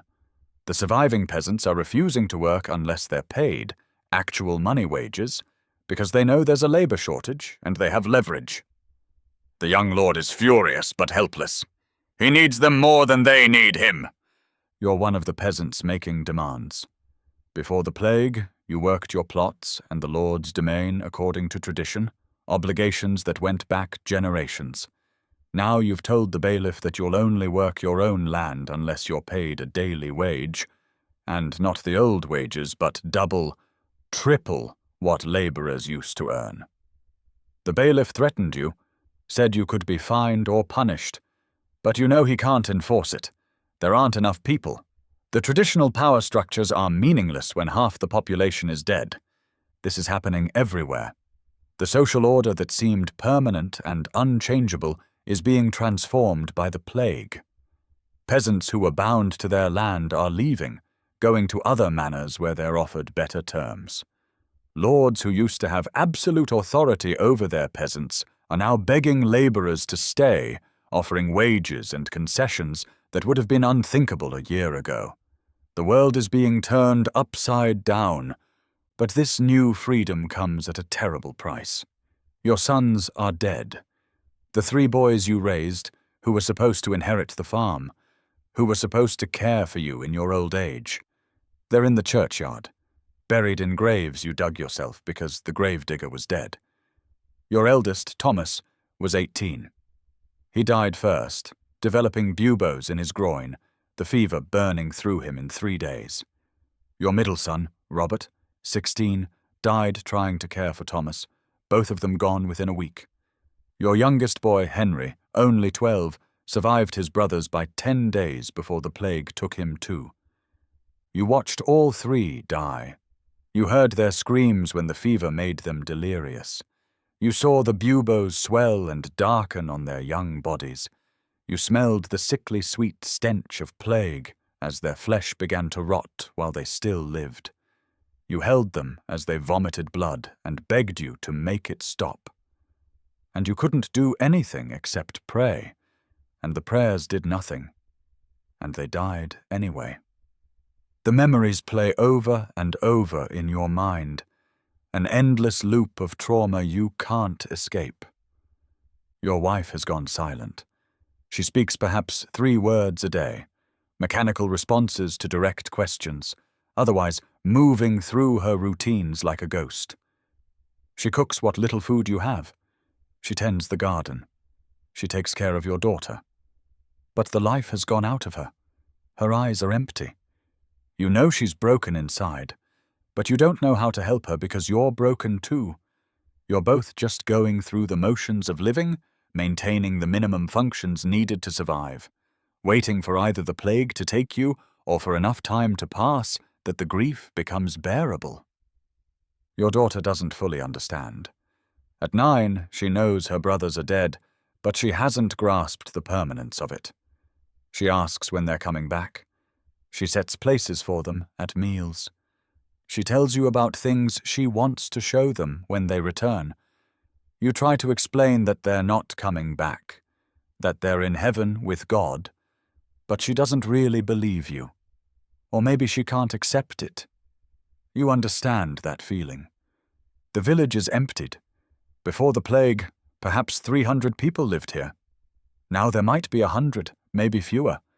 Entire families are gone. The smith died, and no one knows how to work the forge. The miller died, and the mill stands idle.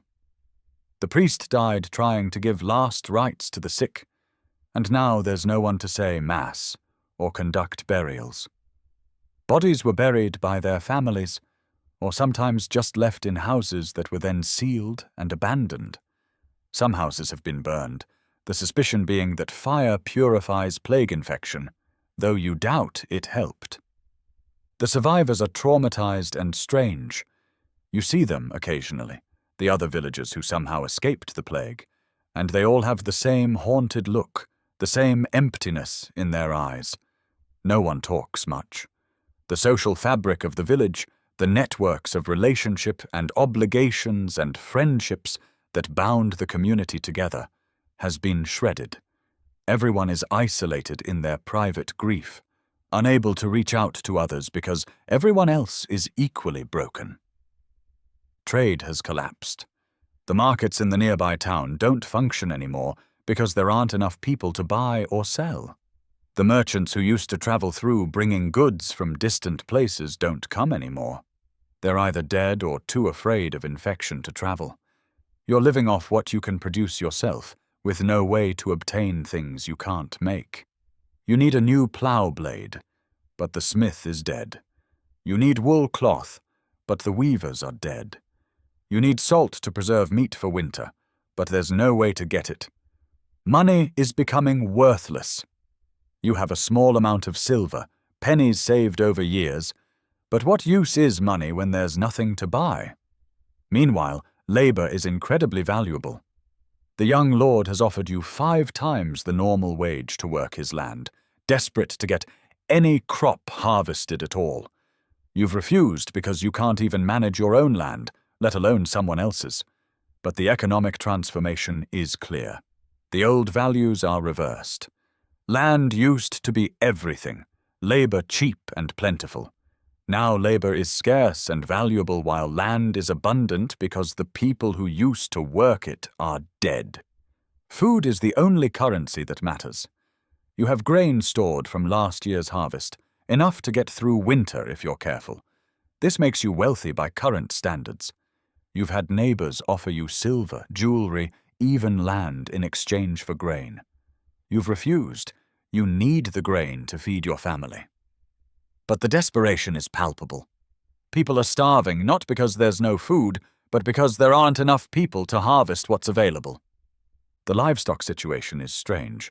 Many animals were left to wander when their owners died. There are herds of sheep roaming wild, cattle in fields with no one to tend them, pigs foraging in forests. In theory, you could claim some of these animals, but you don't have the capacity to care for them. Your own animals are barely maintained.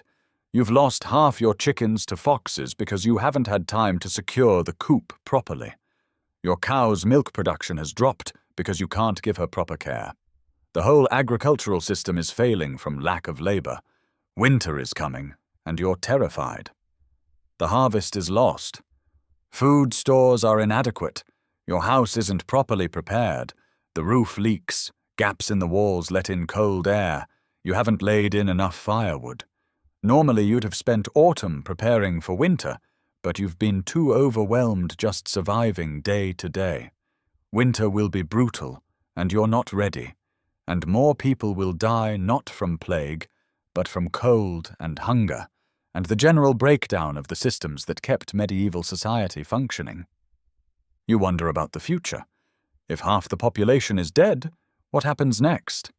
Who will work the land? Who will maintain the roads and bridges? Who will provide the 1,000 services and crafts that make civilization possible? Can society rebuild? Or has something fundamental been broken that can't be repaired? You're a farmer, not a philosopher, but these questions haunt you as you stand in your rotting field wondering if there's any point to continuing. The Church says this is God's punishment for sin, that humanity must repent and reform. But you don't feel like you've sinned. You went to Mass regularly. You paid your tithes. You tried to be a good Christian. Your sons certainly hadn't sinned. They were just boys. What sin did they commit that deserved death by plague? The theology doesn't make sense when you apply it to actual dead children lying in actual graves. Some survivors are saying that God has abandoned humanity, that the plague proves God either doesn't exist or doesn't care. You understand this view, but can't quite accept it. If God doesn't exist, then your sons are just gone, annihilated, their brief lives meaning nothing. You need to believe they're in heaven, that you'll see them again, that their deaths had some purpose even if you can't understand it. Faith is all you have left. You cling to it desperately because the alternative is despair so deep it would swallow you whole. Other survivors have gone in the opposite direction, becoming frantically religious. Old William from the next farm spends hours every day praying, convinced that sufficient devotion will protect him from plague. You've heard of groups of flagellants in other parts of Europe, people whipping themselves bloody to atone for humanity's sins. The desperation to find meaning in the catastrophe, to believe it's more than just random death, drives people to extremes. You've aged a decade in the past 6 months. Your hair has gone grey, your face is lined with new wrinkles, your body aches constantly from overwork and stress. You're 42 years old and you feel 70. Your wife looks the same, prematurely aged, worn down, the life drained out of her. You're both survivors, but surviving doesn't feel like victory. It feels like punishment, like you're being forced to continue living in a world that died. At night, you lie next to your silent wife in your bed, listening to the wind through the gaps in the walls, and you think about your sons. You remember teaching them to plow, to sow seed, to judge when wheat was ready for harvest. You remember their laughter, their arguments, their presence that filled the house with noise and life. Now the house is quiet, too quiet, empty in ways that have nothing to do with physical space. Your boys are gone, and they're never coming back, and the farm you worked so hard to build has no one to inherit it. Your daughter will survive, you hope. She's young enough that she'll adjust, that the memories of her brothers will fade, that she'll build a new life in whatever world emerges from the ruins of the plague. But you won't. You're too old, too broken. The plague didn't kill you, but it destroyed your life as surely as if it had. You're alive, but everything that made life worth living is dead. This is November 1348 in England. The plague is receding, fewer new cases, longer intervals between deaths. But the damage is done. Half the country is dead. The social order is collapsing. Famine is coming because the harvest failed. Winter is coming and no one is ready.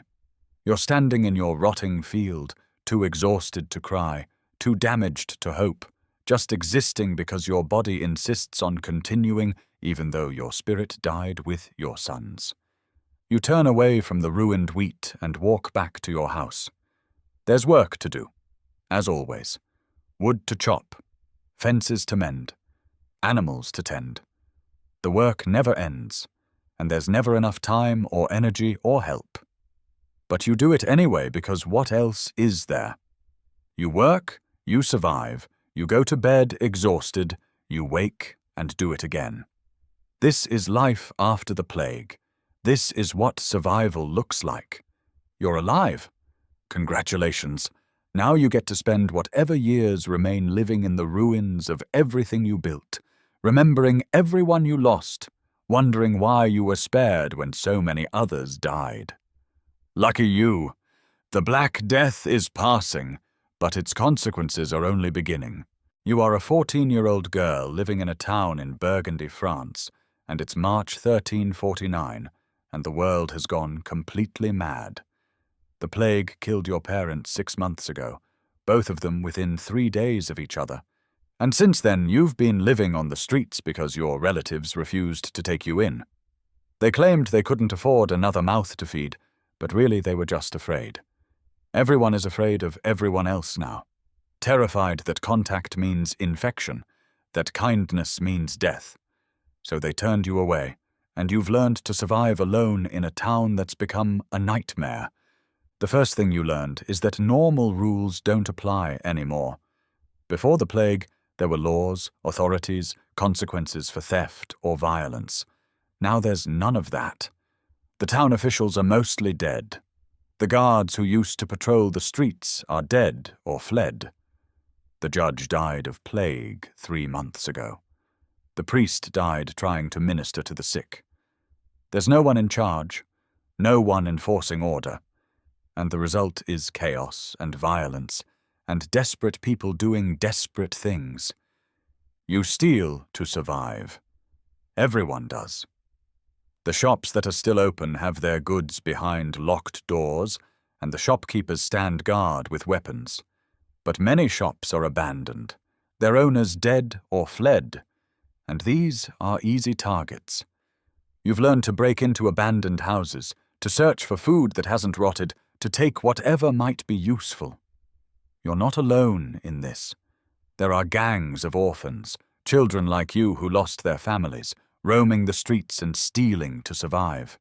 Some of them are younger than you, 8 or 9 years old, feral children who've forgotten how to be civilized. The older boys are the most dangerous. They've formed packs, teenage boys with no adult supervision, and they've become predators. They steal from the weak, beat anyone who resists, and worse. You've learned to avoid them, to hide when you see them coming, to never be alone in a place where they might corner you. You've seen what they do to girls they catch, and you know that being orphaned and homeless makes you vulnerable in ways that terrify you. You've joined a small group for protection, 3 other girls around your age, all orphans, all trying to survive. Marie is 15 and acts as the leader because she's the oldest and the toughest. Anne is 13 and cries a lot, still traumatized by watching her entire family die. Catherine is 12 and barely speaks, just follows the group silently, her eyes empty. Together you're stronger than alone, able to watch each other's backs, to share resources, to provide the illusion of safety in a town where nothing is safe. Food is scarce, but not impossible to find. The town's markets barely function. There are no merchants bringing goods from elsewhere, no farmers coming in from the countryside because half of them are dead. But there's food in abandoned houses, in warehouses, in the storerooms of dead merchants. You've learned to recognize which buildings have been thoroughly looted and which might still have supplies. You've developed a sense for where food might be hidden, and you're good at searching quickly before someone else finds it first. Water is easier.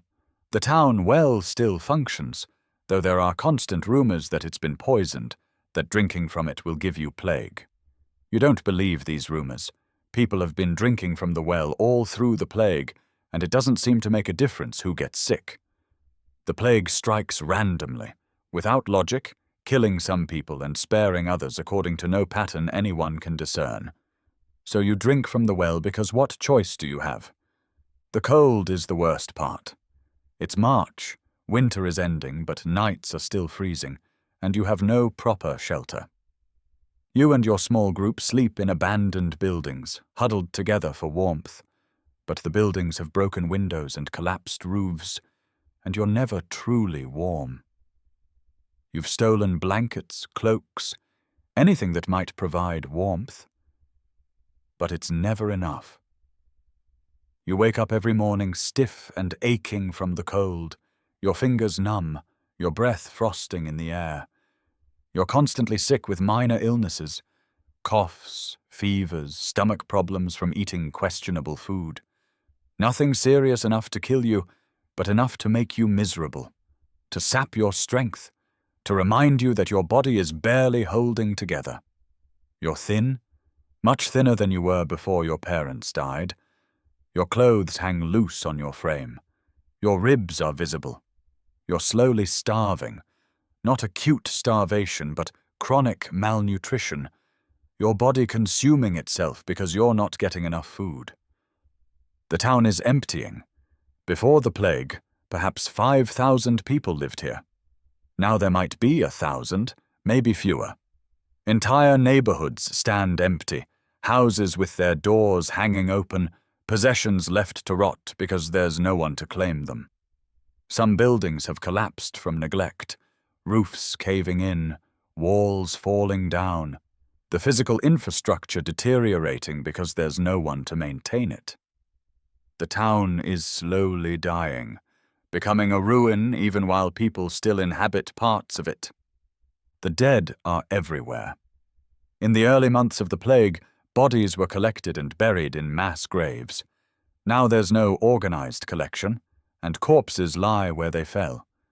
You've become accustomed to stepping over dead bodies in the street, to the smell of decay that hangs over the town, to the sight of rats feeding on human remains. It should horrify you, and on some level it does, but mostly you're just numb. Death is so common, so ordinary, that it's lost its power to shock. You've learned to recognize the signs of plague and to avoid anyone showing symptoms.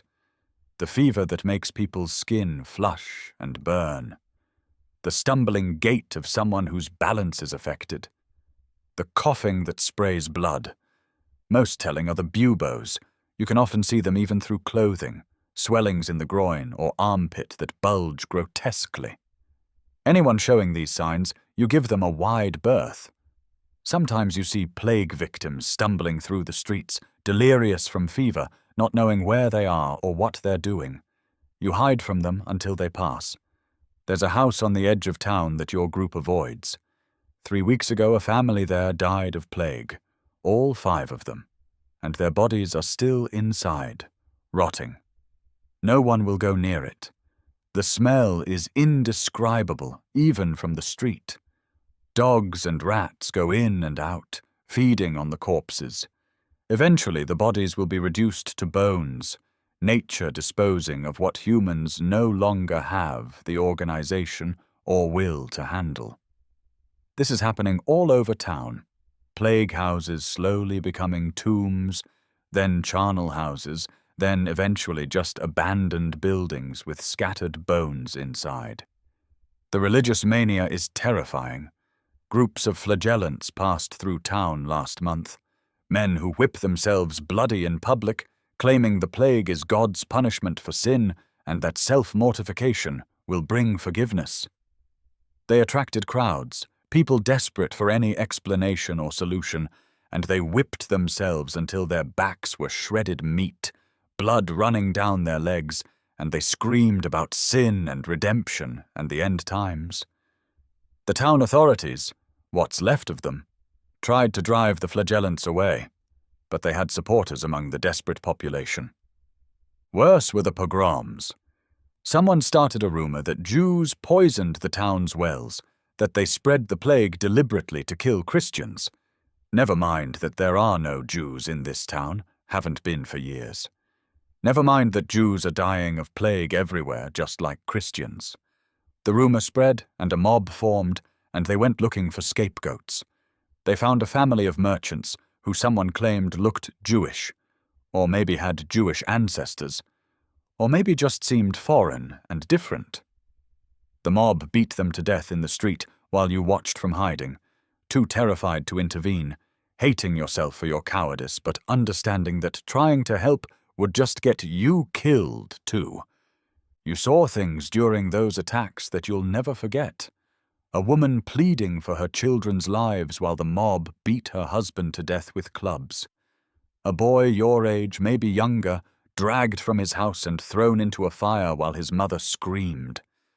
The casual cruelty of ordinary people transformed into a murderous mob by fear and grief, and the need to blame someone, anyone, for the catastrophe. You learned that civilization is thin, that beneath the surface people are capable of terrible things, that fear can turn neighbors into monsters. Marie, the leader of your group, has a theory about why some people survive the plague and others don't. She thinks it's random, completely random, like rolling dice. Rich people die as often as poor people. The healthy die as often as the sick. Children and adults, men and women, pious and sinful. The plague doesn't discriminate. This theory terrifies you because it means there's no protection, no way to increase your odds of survival. You're just alive until you're not, and there's nothing you can do about it except hope that when your number comes up, the death is quick. Anne, the girl who cries, disagrees. She thinks God is testing humanity, that the righteous will be saved and the wicked punished. She prays constantly, desperately, believing that sufficient faith will protect her. You don't have the heart to point out that her entire family was pious, and they all died anyway, that the priest died while administering last rites, that faith doesn't seem to provide any protection. Let her believe what she needs to believe. Everyone needs something to hold on to. Catherine, the silent one, has stopped believing in anything. She goes through the motions of survival, eating when food is available, sleeping when exhaustion overtakes her, following the group because being alone is more dangerous. But there's nothing behind her eyes. Whatever made her human died with her family. She's just a body now, animated by biological imperatives, but empty of anything that might be called a soul. You wonder if you're heading in that direction, if eventually you'll become as hollow as Catherine, a survivor in body only. You dream about your parents every night. In the dreams, they're still alive, and you're back in your house, and everything is normal. Your mother is cooking dinner. Your father is telling stories. You're warm and fed and safe. Then you wake up in a cold, abandoned building, hungry and afraid, and the loss hits you again like it's fresh, like they just died yesterday. The grief never gets easier. If anything, it gets worse as time passes, and you accumulate more memories of surviving without them, more evidence that you're going to have to live your entire life as an orphan. Sometimes you think about just giving up. It would be easy to stop fighting, to lie down in some quiet corner and let nature take its course. Hunger, cold, disease, any of them would finish you off within days if you stopped resisting. The thought is almost comforting. No more struggle, no more fear, no more grief. Just an end to the constant misery of surviving in the ruins of everything you knew. But you don't give up. Something stubborn in you refuses to quit. Maybe it's just biology, the animal instinct to survive. Maybe it's the memory of your mother telling you to be strong, to take care of yourself. Maybe it's loyalty to your little group, the knowledge that if you give up, you'd be abandoning Marie and Anne and Catherine. Whatever the reason, you keep going. You wake up each morning and you search for food, and you avoid danger, and you survive another day. The economy has completely collapsed. Money means nothing when there's nothing to buy. Trade has ceased. The skilled craftsmen are mostly dead, and there's no one to replace them. The blacksmith is dead. The baker is dead. The cobbler is dead. All the specialized knowledge and skills that make a town function have been lost. And with them goes any hope of maintaining normal life. You're regressing to a more primitive existence. Everyone scavenging and stealing, living hand to mouth, day to day. Some people have left, fleeing to the countryside, hoping rural areas are safer. You've thought about this, but where would you go? You have no family in the country, no one who would take you in. And you've heard that the countryside is just as bad, that villages are empty, that fields stand unharvested, that famine is coming because there aren't enough people left to grow food. There's nowhere safe to flee to. So you stay in the town, you know, trying to survive in familiar ruins rather than unfamiliar ones. The few adults who remain are strange and frightening. Some have gone mad from grief or fear, wandering the streets talking to themselves, shouting at invisible demons. Others have become predatory, taking advantage of the collapse of authority to rob and rape and kill. Still others have withdrawn completely, barricading themselves in their houses, refusing any contact with the outside world, slowly starving to death in isolation. The social bonds that held society together have dissolved, leaving isolated individuals trying to survive in whatever way they can. You've learned skills you never thought you'd need. How to break into locked buildings, how to fight off someone trying to steal your food, how to recognize which mushrooms are edible and which are poisonous, how to set snares for rats. You've eaten rat meat several times when nothing else was available, tough and gamey, but protein nonetheless. How to start fires using flint and steel you stole from an abandoned house. How to sleep with one eye open, always alert for danger. You've become hard in ways you don't entirely recognize. You see someone sick or dying, and your first thought isn't compassion, but calculation. When they die, you can search their body for anything useful. You see a child younger than you crying alone, and you don't help because helping might endanger your group. You witness violence and you hide rather than intervening because intervening gets you killed. You've learned that survival requires a certain callousness, a willingness to prioritize yourself over others, a suppression of empathy that might have once defined you as human. Marie says this is necessary, that being soft gets you killed, that you have to become hard to survive. She's probably right.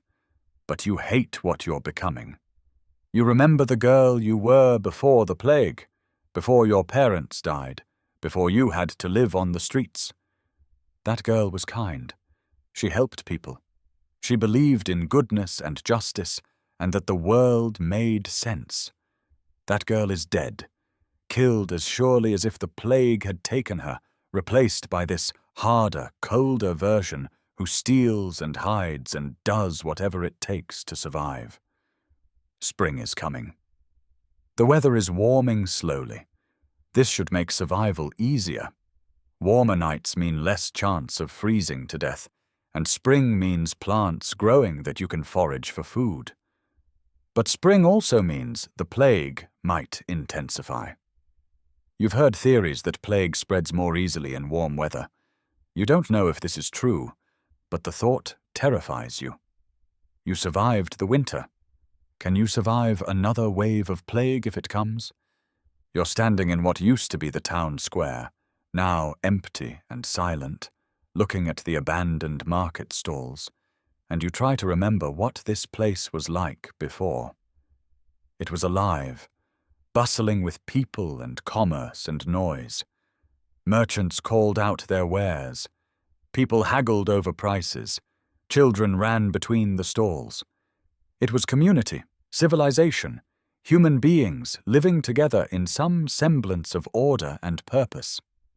Now it's just empty space, a ghost of what it was, and you're a ghost haunting it, a remnant of a world that died. You hear Marie calling, and you go to rejoin your group. There's a warehouse near the river that might not have been fully looted yet. You need to investigate before someone else finds it. Another day of scavenging, of searching for the minimum resources needed to survive one more day, of staying alive in a world that's trying very hard to kill you. You're 14 years old and you're an orphan and a thief and a survivor. The plague took your parents, your home, your childhood, your innocence. It took the world you knew and replaced it with this nightmare. You should be dead. Statistically, you should be dead. Most children your age are dead. But you're still here, still breathing, still fighting. You don't know why you survived when so many others died. You don't know if there's any purpose to your survival, or if it's just random chance. You don't know if things will ever get better, or if this is just what life is now, scavenging in ruins, waiting for death. What you know is that you're alive today. Tomorrow is uncertain. But today, you're alive. And that has to be enough because it's all you have. The Black Death is passing, slowly, leaving behind a world of orphans and ruins and trauma. You're one of the survivors, though surviving doesn't feel like victory. It feels like being sentenced to live in hell while remembering what heaven was like. But you're alive, and you'll wake up tomorrow, and you'll search for food, and you'll avoid danger, and you'll survive another day, because that's what you do now. That's all there is. You survive.